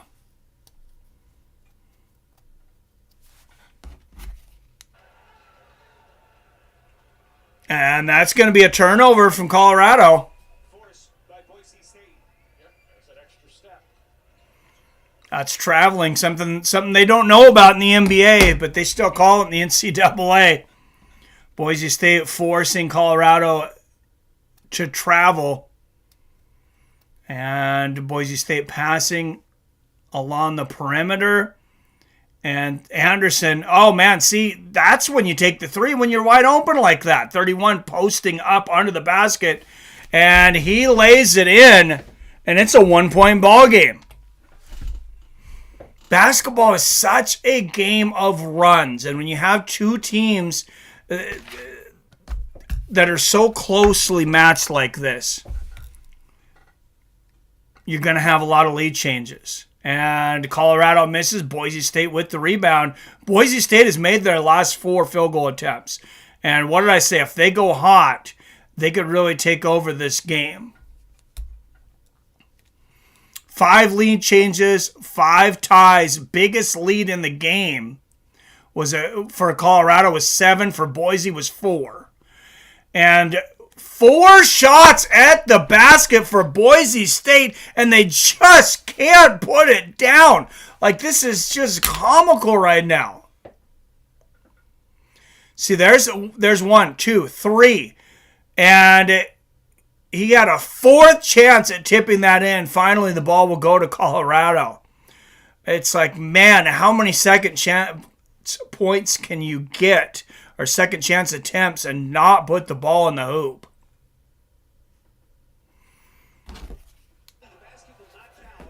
And that basket will not count for Javon Ladley, but he will go, or Hadley, excuse me, but he will go to the line.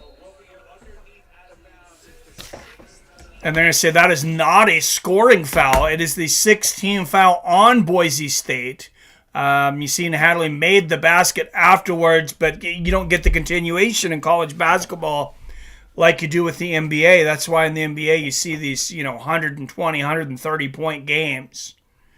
And, there's benefits to both for the fans, for sure. I enjoyed the NBA. I watched a few games this year. I enjoyed it a lot more than I thought I would, because when I had stopped watching the NBA, I was like, man, they don't let these guys play at all. There's no physicality.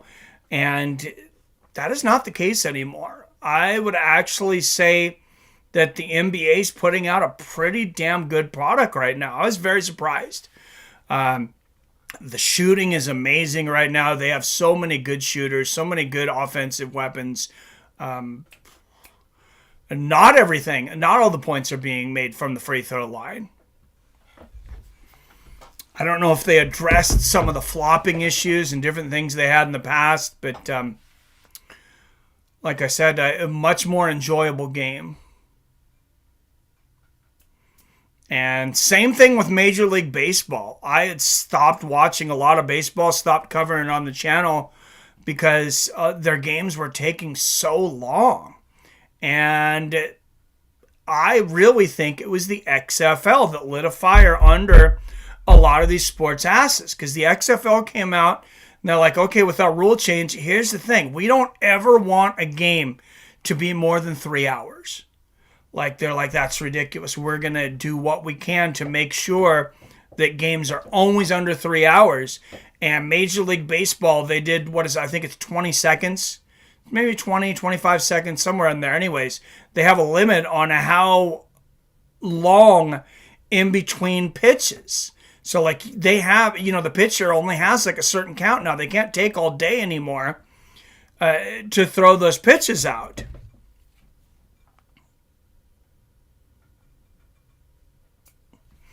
But yeah, I think everybody knows who Connor is. PBR.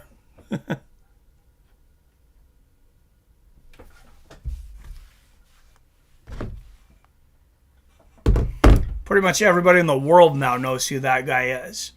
I don't know when Roadhouse is coming out, but it'll be interesting to see how that does at the theaters. That's going to really tell you how popular Conor McGregor still is. All right. Tomorrow, CBS, Michigan State, Mississippi State, 9:15 Pacific. Duquesne and BYU on True TV at 9:40 Pacific. 14-3, Akron versus Creighton. That one starts at 10:30 on TNT and 11 a.m. Pacific.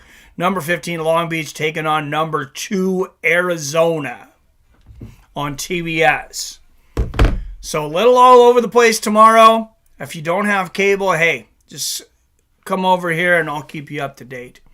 Colorado with the balls, and they are on a scoring drought of their own now. 0 points scored in the last 2 minutes, 20 seconds.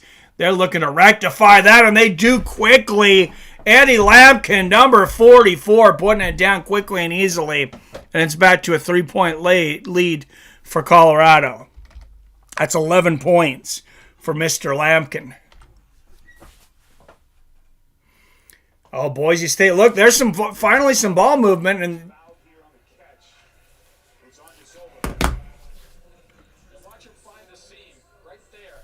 Degenhart doesn't close quick enough to seal him off. And Tyson Genov gets the basket underneath. Or gets the foul, excuse me. Max Rice on that bench picked up his 4th personal. 6 fouls in the half for Boise State, just 2 for Colorado.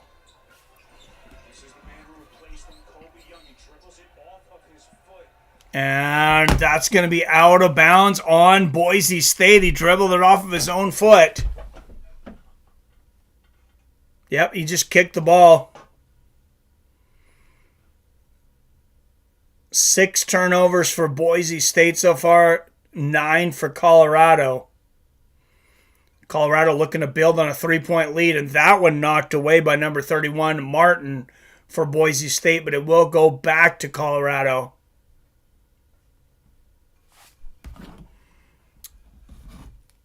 Number 1, Javon Hadley will pass the ball in. 11 minutes left in this game. And there's a 3 from the outside. Air ball. Boise State gets it. And here comes Boise State with a chance to tie this game up once again. Anderson stops at the 3. Decides not to do it. See, there's 2 more rebounds for Boise State. And finally a foul. I guarantee you Todd Boyle, the coach for Colorado, is livid on the sideline here, though, because look at the second chance attempts again for Boise. Still can't get it in, but Anderson will go to the line, and he's got a chance to pull Boise State within 1.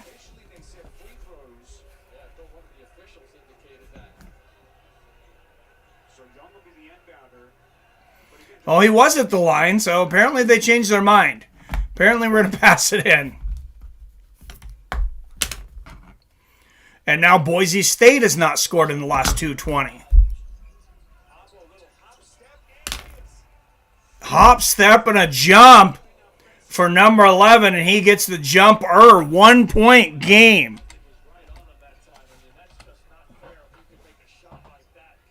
(40-39). That's number 11, Ogbo. 15 points today for Ogbo.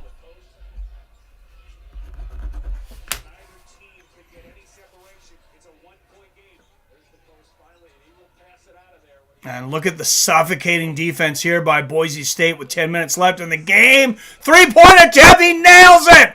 Tristan Silva as the shot clock was about to expire. That's a dagger. That's a pro-type shot right there. Score is wild. They're both defensive monsters. Yes, very much defensive teams, Wyatt. What's up, man? Yeah, it's been an interesting game to watch. Boise State has not shot. Neither team's really shot the ball well, but yeah, the defense has just been insane on both sides. Boise State, the only reason they're still in this game is they're out-rebounding Colorado significantly. And there's a turnover. Boise State with the steal. And finally, oh man, they still almost couldn't put it down. But we got a tie ball game here, 43-43. What's up, Wyatt? Me and Wyatt are going to be making some content later. Look at the offensive rebounds, 12-3 in favor of Boise State. And that is the only thing keeping them in this game right now. Colorado passing the ball along the perimeter. 5 seconds left on the shot clock. 2-1. They're going to have a shot clock violation here. Oh my goodness, are you kidding me? Does that count? They're going to go to the replay here. Holy shit. KJ Simpson throws up a 3-point hook shot with a hand in the face, and he gets it. That's going to be very close. So you look at the shot clock, 0.5, 0.3, 0.2. Man, I don't think he got it out in time. I think, see, at 0.1 seconds, it looks like his hand is still touching the ball. It doesn't get much closer than that. What's up, Rob? You turning into the Hulk with that green moonshine. Any superpowers? All right, so it is going to be a shot clock violation on Colorado, and I know Simpson would like to have that one back. 8:32 left in this game. Tied at 43. Boise State will take over. Managed to fall up a few steps that night. Does that count, Wyatt? Hopefully you didn't go Hulk angry.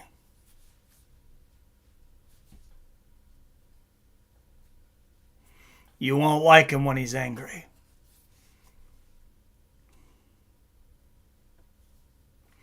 All right, possession arrow to Boise State, and they will inbound the ball. Number 31, Martin passing it to number 0, Anderson. Back out to Martin at the top of the key. There's Agbo.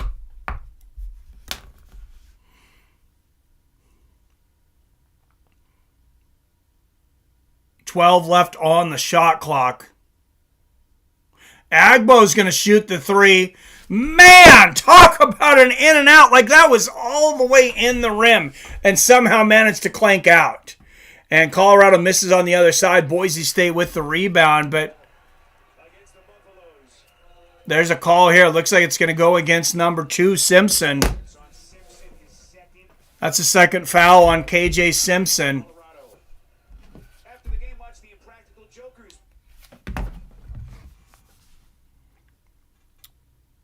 The only drunk that falls upstairs, not down. Hey, always failing forward, right, Robert? And when you fail, we're moving forward. All right, Boise State with the ball inside. 31, the center swatted away. And look at that. Boise just continues to come up with loose balls. And now Colorado gets the steal. And that's going to be a miss because he was triple teamed. And Boise State gets the rebound.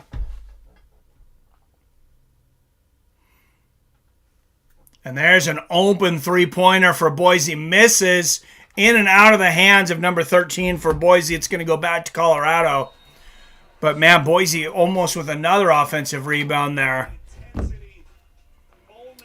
So all you got to do is fall down 1,000 times in the Empire State Building. You teleport to the top. What?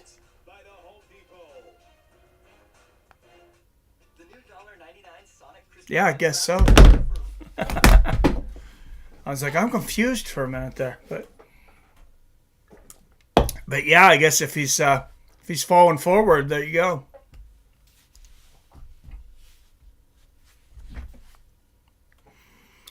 Did you see Wyatt? I was talking about it here in a minute ago, but did you see the class action lawsuit settled by the UFC? They settled both of their class action lawsuits for $335 million.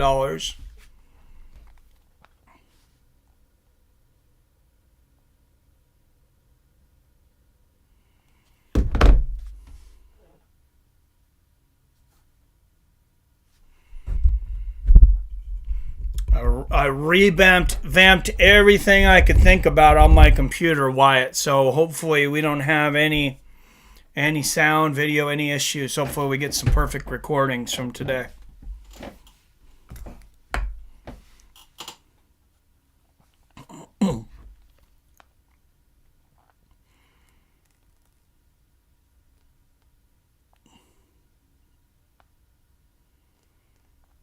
Who does that money go to? What money? Who's got money?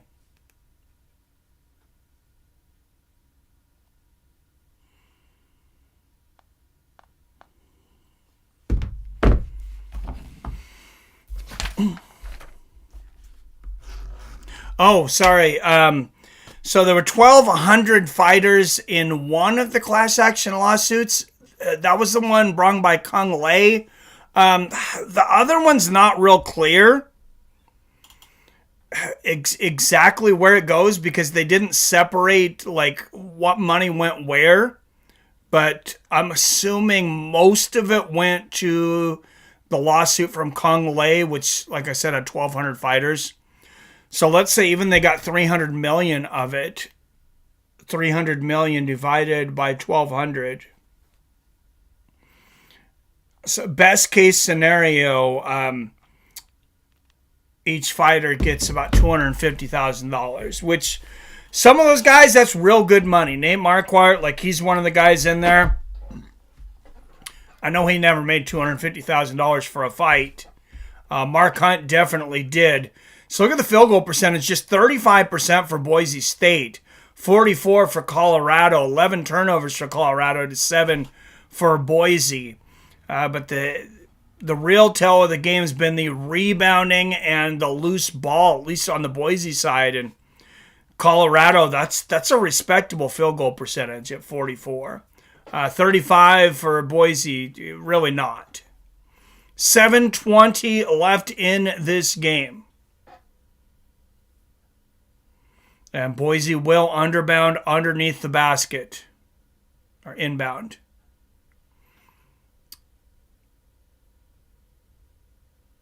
And here comes Boise State. 12 seconds left on the shot clock.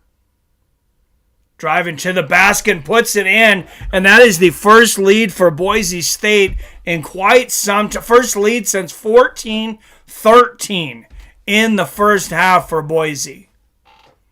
6 lead changes, 6 ties in this game. Biggest lead of the game was 7 for Colorado. And Colorado underneath the basket. Now the big man gets the ball pushed away. It looks like that's going to go to Boise State. 6:38 left in this game.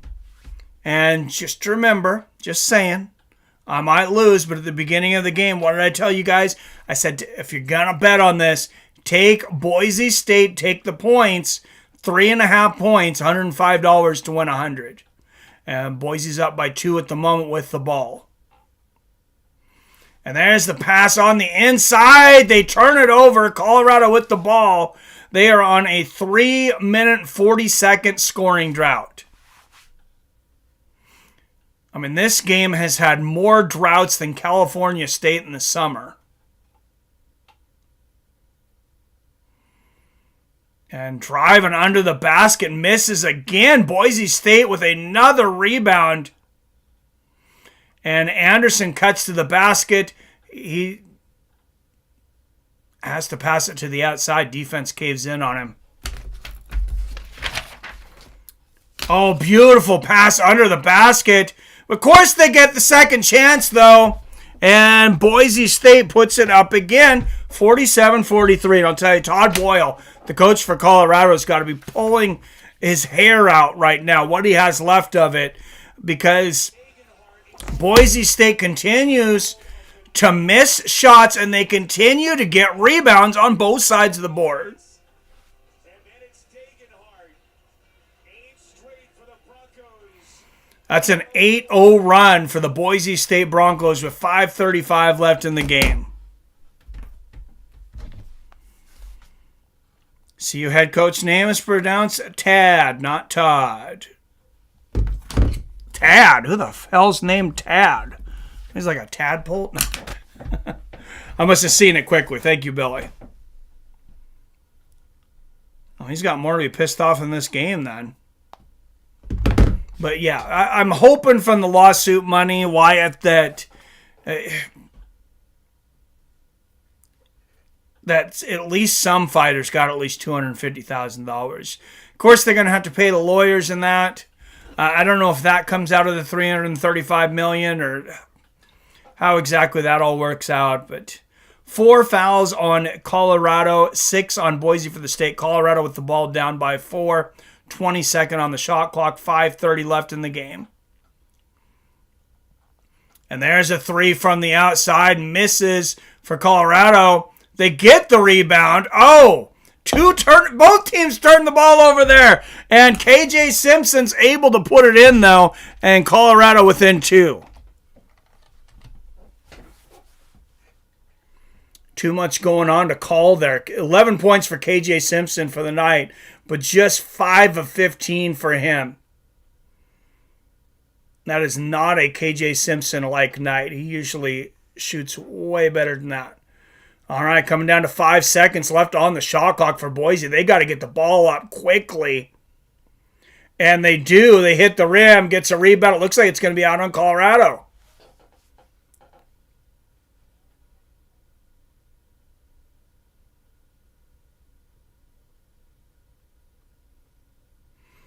Boise State's like, we don't have to shoot the ball well. We'll just get all the rebounds and the turnovers. And the loose balls.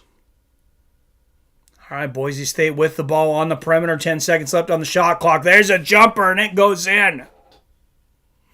That's Agbo, number 11 Agbo for Boise once again, and they go up by 4, 49-45, 4:28 left in the game.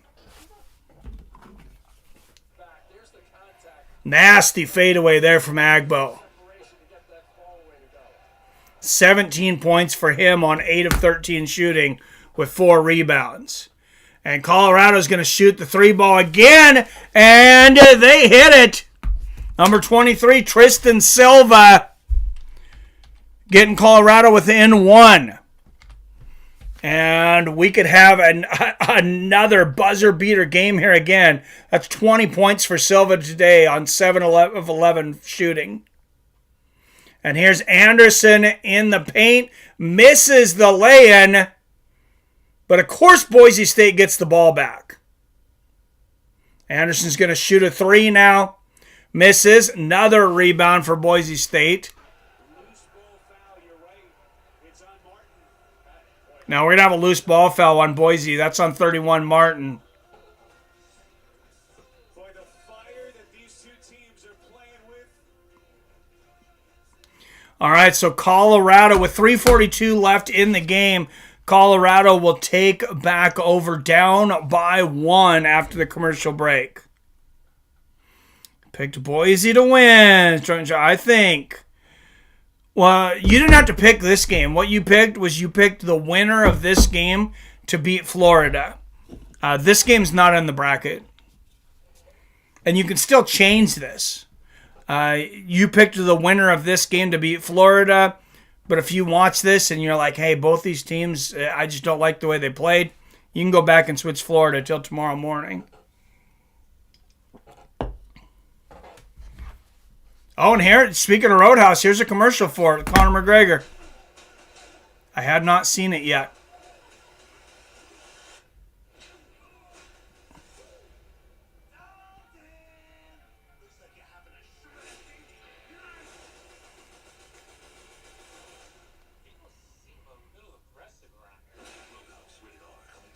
All right, looks like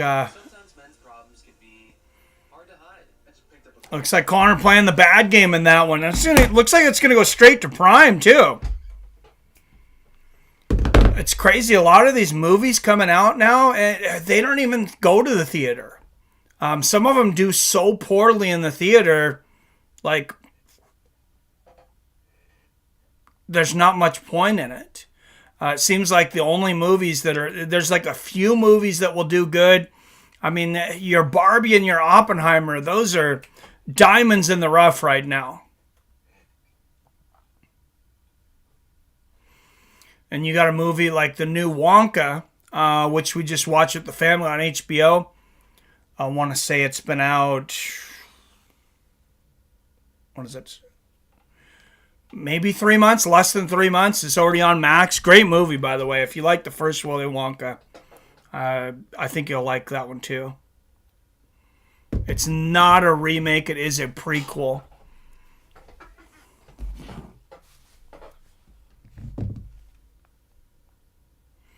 PBR says, hello, Billy and Wyatt. You stuck at work, PBR? He probably is. I was asking earlier, PBR, I was wondering if you got any leads on us going out to the range and playing with some toys while we're there in Vegas.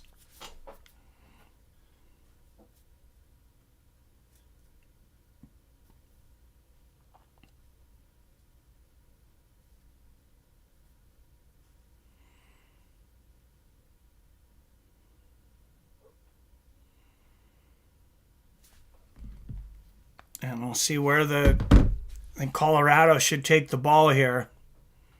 Down by 1, 3:42 left in the game. 7 fouls on Boise State, just 4 on Colorado in the half. Possession arrows towards Boise State. It's actually KJ Simpson going to the line for Colorado. 87% free throw shooter on the year. 11 points tonight for Simpson. He hits the first on a 1-and-1.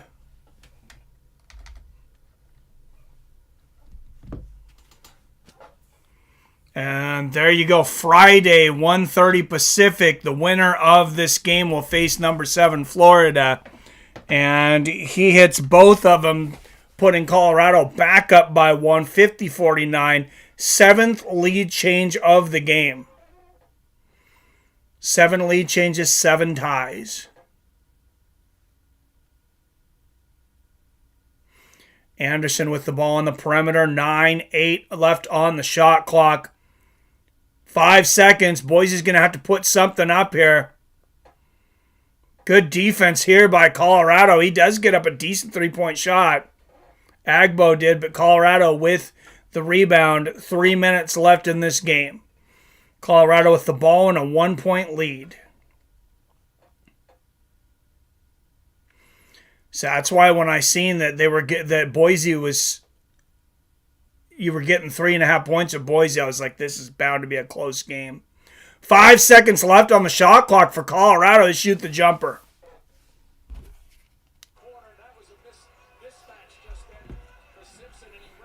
Simpson, once again, KJ Simpson putting it down.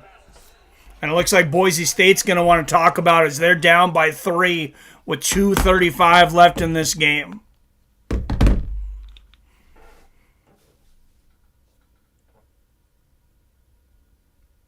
Wonder what it costs for commercials in March Madness. We talked about what it costs for Super Bowl commercials, which, of course, was just insane. It's like $7 million. Obviously going to be much, much less, and it depends on, is it during the Final Fours and the National Championship game?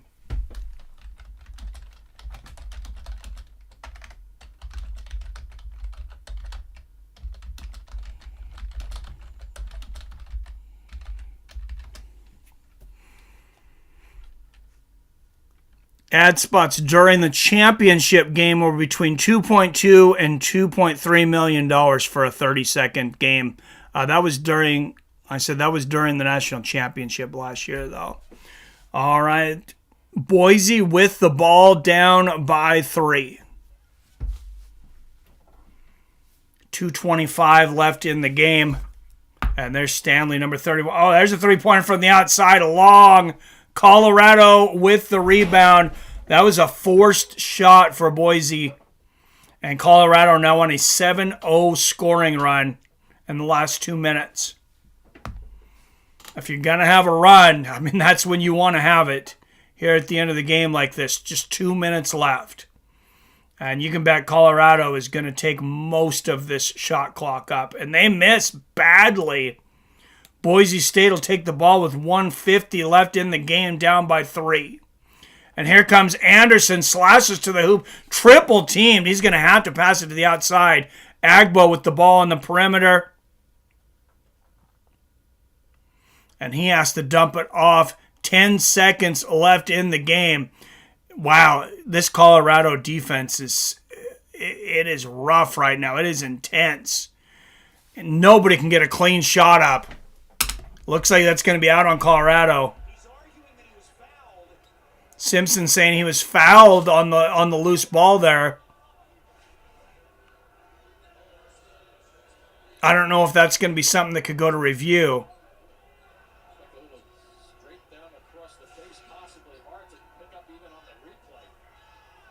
Yeah, I'm not sure if he was fouled or if he thought he was fouled because the ball just bounced off his face. But Boise State will inbound. They've missed their last 5 field goal attempts.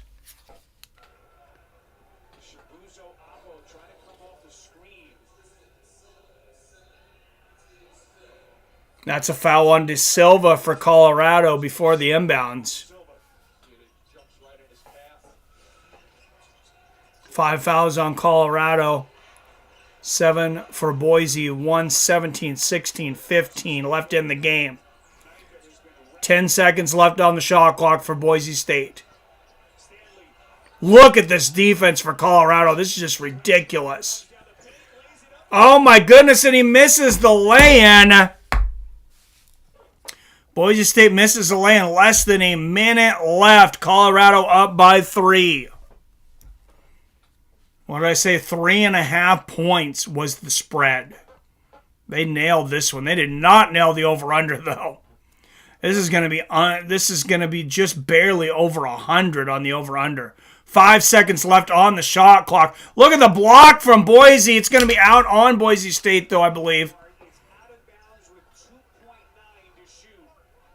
That was the Genhart with the block there.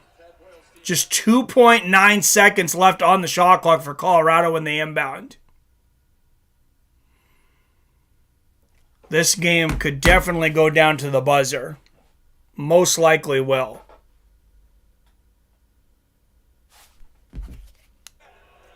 Leon Rice arguing about something. Looks like they're going to go to the replay monitor, Jimmy, to try to get the clock straight. All right, they got to go to the replay monitor. Official review on the clock. I think Colorado is saying they should have more than 2.9 seconds left on the shot clock. Maybe game clock as well. Leon Rice started barking towards the officials.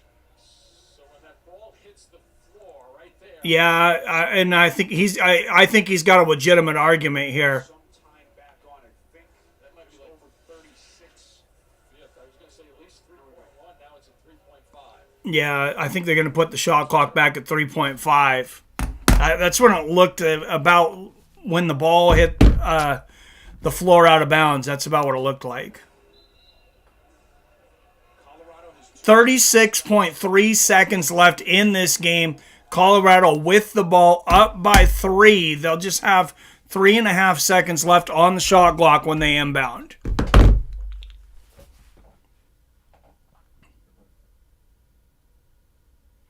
It'll be number 2, KJ Simpson inbounding. Oh, and Boise all over it. Oh, and a putback for Colorado. They did not get a good look. He misses it, but number 44, Eddie Lampkin, is there to catch it and make it look like a pass, and Colorado goes up by 5. And they're going to have to watch the shot clock. He got it in there. That was in. So it looks like he pushed it in with about half a second left on the shot clock. That's intense. All right, basket good. So a 5-point lead for Colorado with 32.8 seconds left in this game. Boise's going to need a quick score and a foul.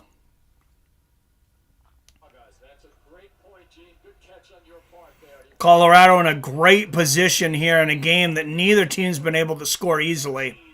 And Anderson's going to bring the ball up the court. And then Anderson dribbled it out of bounds. Who touched it last? It's going to stay with Boise State. They're going to go to the monitor now. They got to go to the monitor again on that. A fight for the ball. And we're going to see who knocked it out.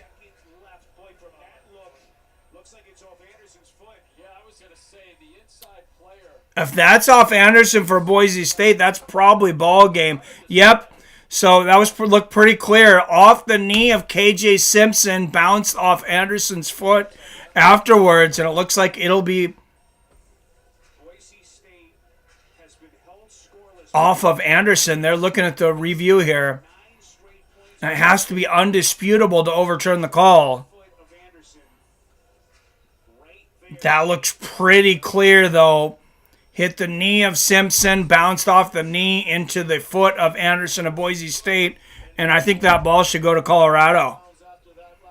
It's new in the street, joining the gangs. All right, 28 seconds left in this ball game. This is a crucial call right now. I mean, if Colorado gets this call to go their way, this is basically ball game over.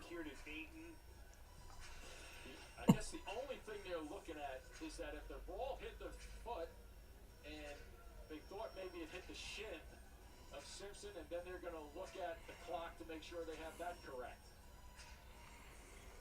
Officials keep in mind, have to determine also clock situation, right?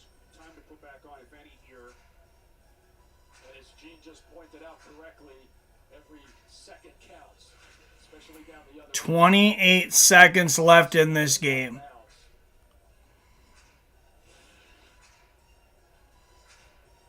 Lucky for Colorado and unlucky for Boise State. I think they got a really good camera angle on that play.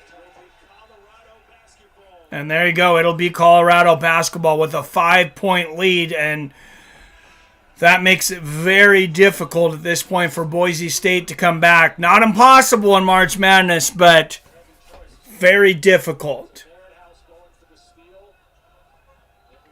All right, don't forget to hit that like button, subscribe button if you're not subscribed to this channel. I know everybody in here, I think, subscribed to the other one, but if you're not subscribed to this one, maybe double check that. And Colorado will inbounds on Boise's side of the court with 28.7 seconds left. And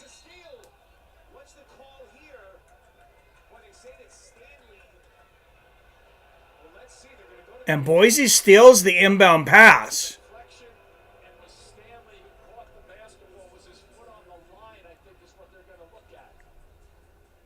I think they're going to say Stanley for Boise State's foot was on the line.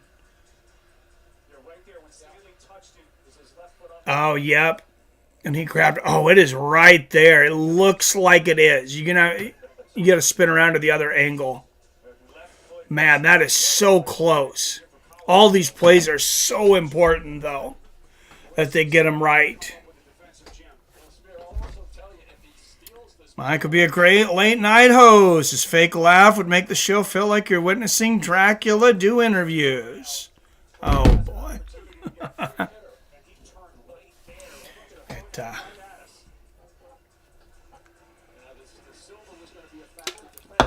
Tell you, it's much easier with a co-host, Wyatt.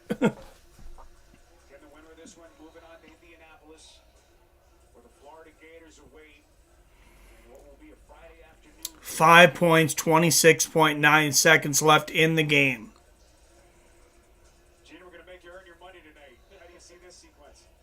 I can say this, Spiro. If I do decide to come out of retirement, I want Jimmy Spinarkel to be refereeing with me because it's a great get with the left foot. And to Michael Irvin's defense, I know we get frustrated at times with multiple stoppages, but angles are everything, and Michael Irvin, who's covering that sideline, just gets screened by another player, so he just can't see that foot, and he wants to make sure he gets it right. And I know at times this gets frustrating. I don't think he could have seen that in full speed, though. And I think he does the right thing to make sure what he feels he felt he saw is confirmed. Yeah, Gene, I would just add to your point just then. To my eye, he made the call immediately, and then we said, okay, we're going to just double check it. So he was right the first time, I thought, with his call. Yeah, I agree with you, Jim. And, All right, so Colorado will inbound the ball again with 27.9 seconds left. Oh, and he's just going to throw it way up the court. Oh, what a strip by Anderson. Wow, Luke O'Brien thought he was all alone on the throne and goes to lay it in, and Anderson just goes, whoop, I'll take that. All ball for Anderson there. All right. And Boise State. 24.1 seconds. I believe that's an intentional foul on Boise State. So Colorado will shoot a 1-and-1. This first free throw is huge. 5-point lead for Colorado. Javon Hadley at the line. 84% free throw shooter for the season. He hits the first. That's a big one. Not just for the point, but it means he gets to shoot another one. Both teams, you can bet they are really waiting for the rebound if this misses. And it goes through, and he might have just sealed it for Colorado. They're up by 7. Here comes Boise State. They got to get something up quick, and they do. Number 2 cuts through, gets a quick 2, and they'll have to foul immediately. But they have to foul Simpson, who's another over 80% free throw shooter. You just don't have the time if you're Boise State to wait to foul the guy you want. 17.3 seconds left in the game, 5-point lead for Colorado. KJ Simpson will shoot a 1-and-1. He's an 87% free throw shooter through the season, 2 for 2 tonight. Make that 3 for 3. Last 2 guys who got to the line, 84% shooter, and then you put somebody like Simpson on the line, who's not so bad at 87, right? It's being genuine, be far more entertaining than the current host. All right, 58-51 Colorado. They hit both. This game essentially over. Boise State, they can't even get a basket up right now. Suffocating defense in Colorado. Anderson taking it all the way and scoring. But there's only 6 points left, 6 seconds she left in this game. Timeout for Boise, but it's a little hard to see how they're going to put up 5 points in 6 seconds.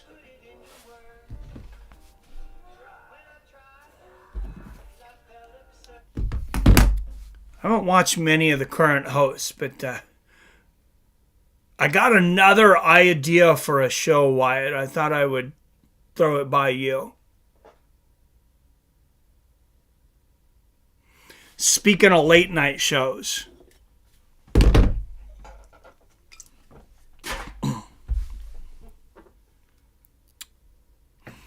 So let's get a feed from everybody in the chat on this. What do you guys think about like a daily show type MMA? Not daily, but like the Daily Show with Jon Stewart. So you would do sports, maybe just MMA on Fights of Friends, combat, boxing, MMA, things like that, and we go through and tell the news. But then, try to make it entertaining. Hopefully make you laugh a little bit.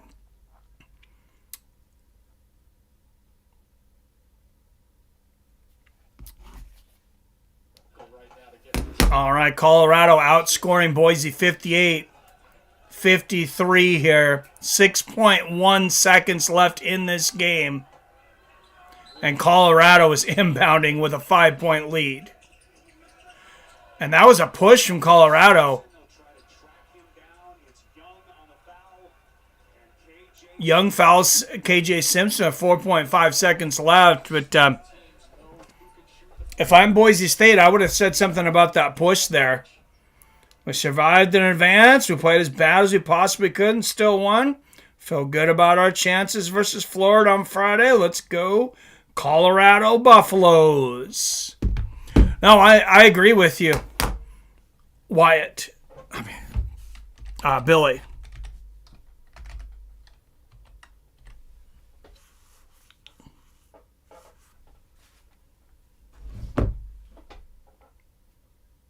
And he hits the second. That's going to be 60-53 for Colorado. Yeah, it's definitely over. There's your final 7-point game. Doesn't tell the story of how close this game was, but Colorado will go on to face Florida on Friday in the NCAA tournament. Nobody go anywhere. Real quick, if you are not in our bracket, if you have not signed up for it, you need to do that now. I don't care. If you don't know anything about basketball, guys, that's fine. It gives you something to watch, and everybody has the same numbers. Everybody has the same rankings. There's upsets all the time.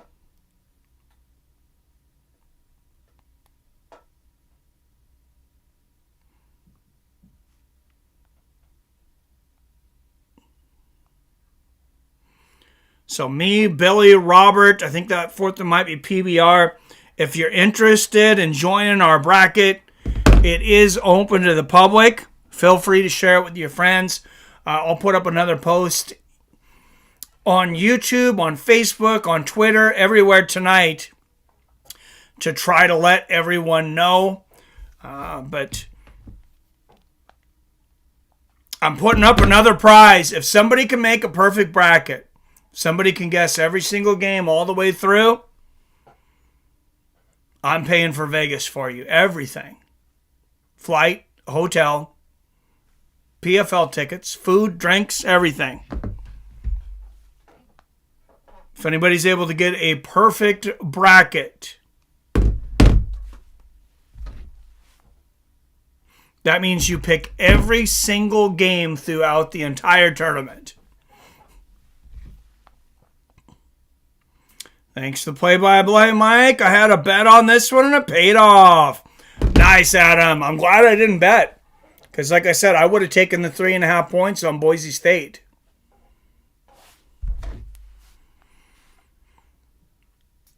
They just could not shoot the ball tonight. I mean, neither team was good offensively, obviously, in a 60-53 ball game.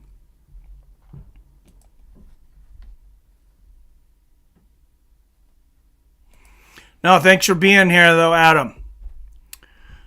Appreciate it. Appreciate everybody supporting us on both channels here. To come over to the second channel, that's kind of asking a lot.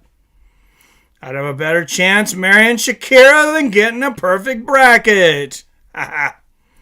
Oh, you took Colorado -3. Good pick, man. So you put up 115 to win 100. -115, I think. And 3 points on Colorado. Paid off for you.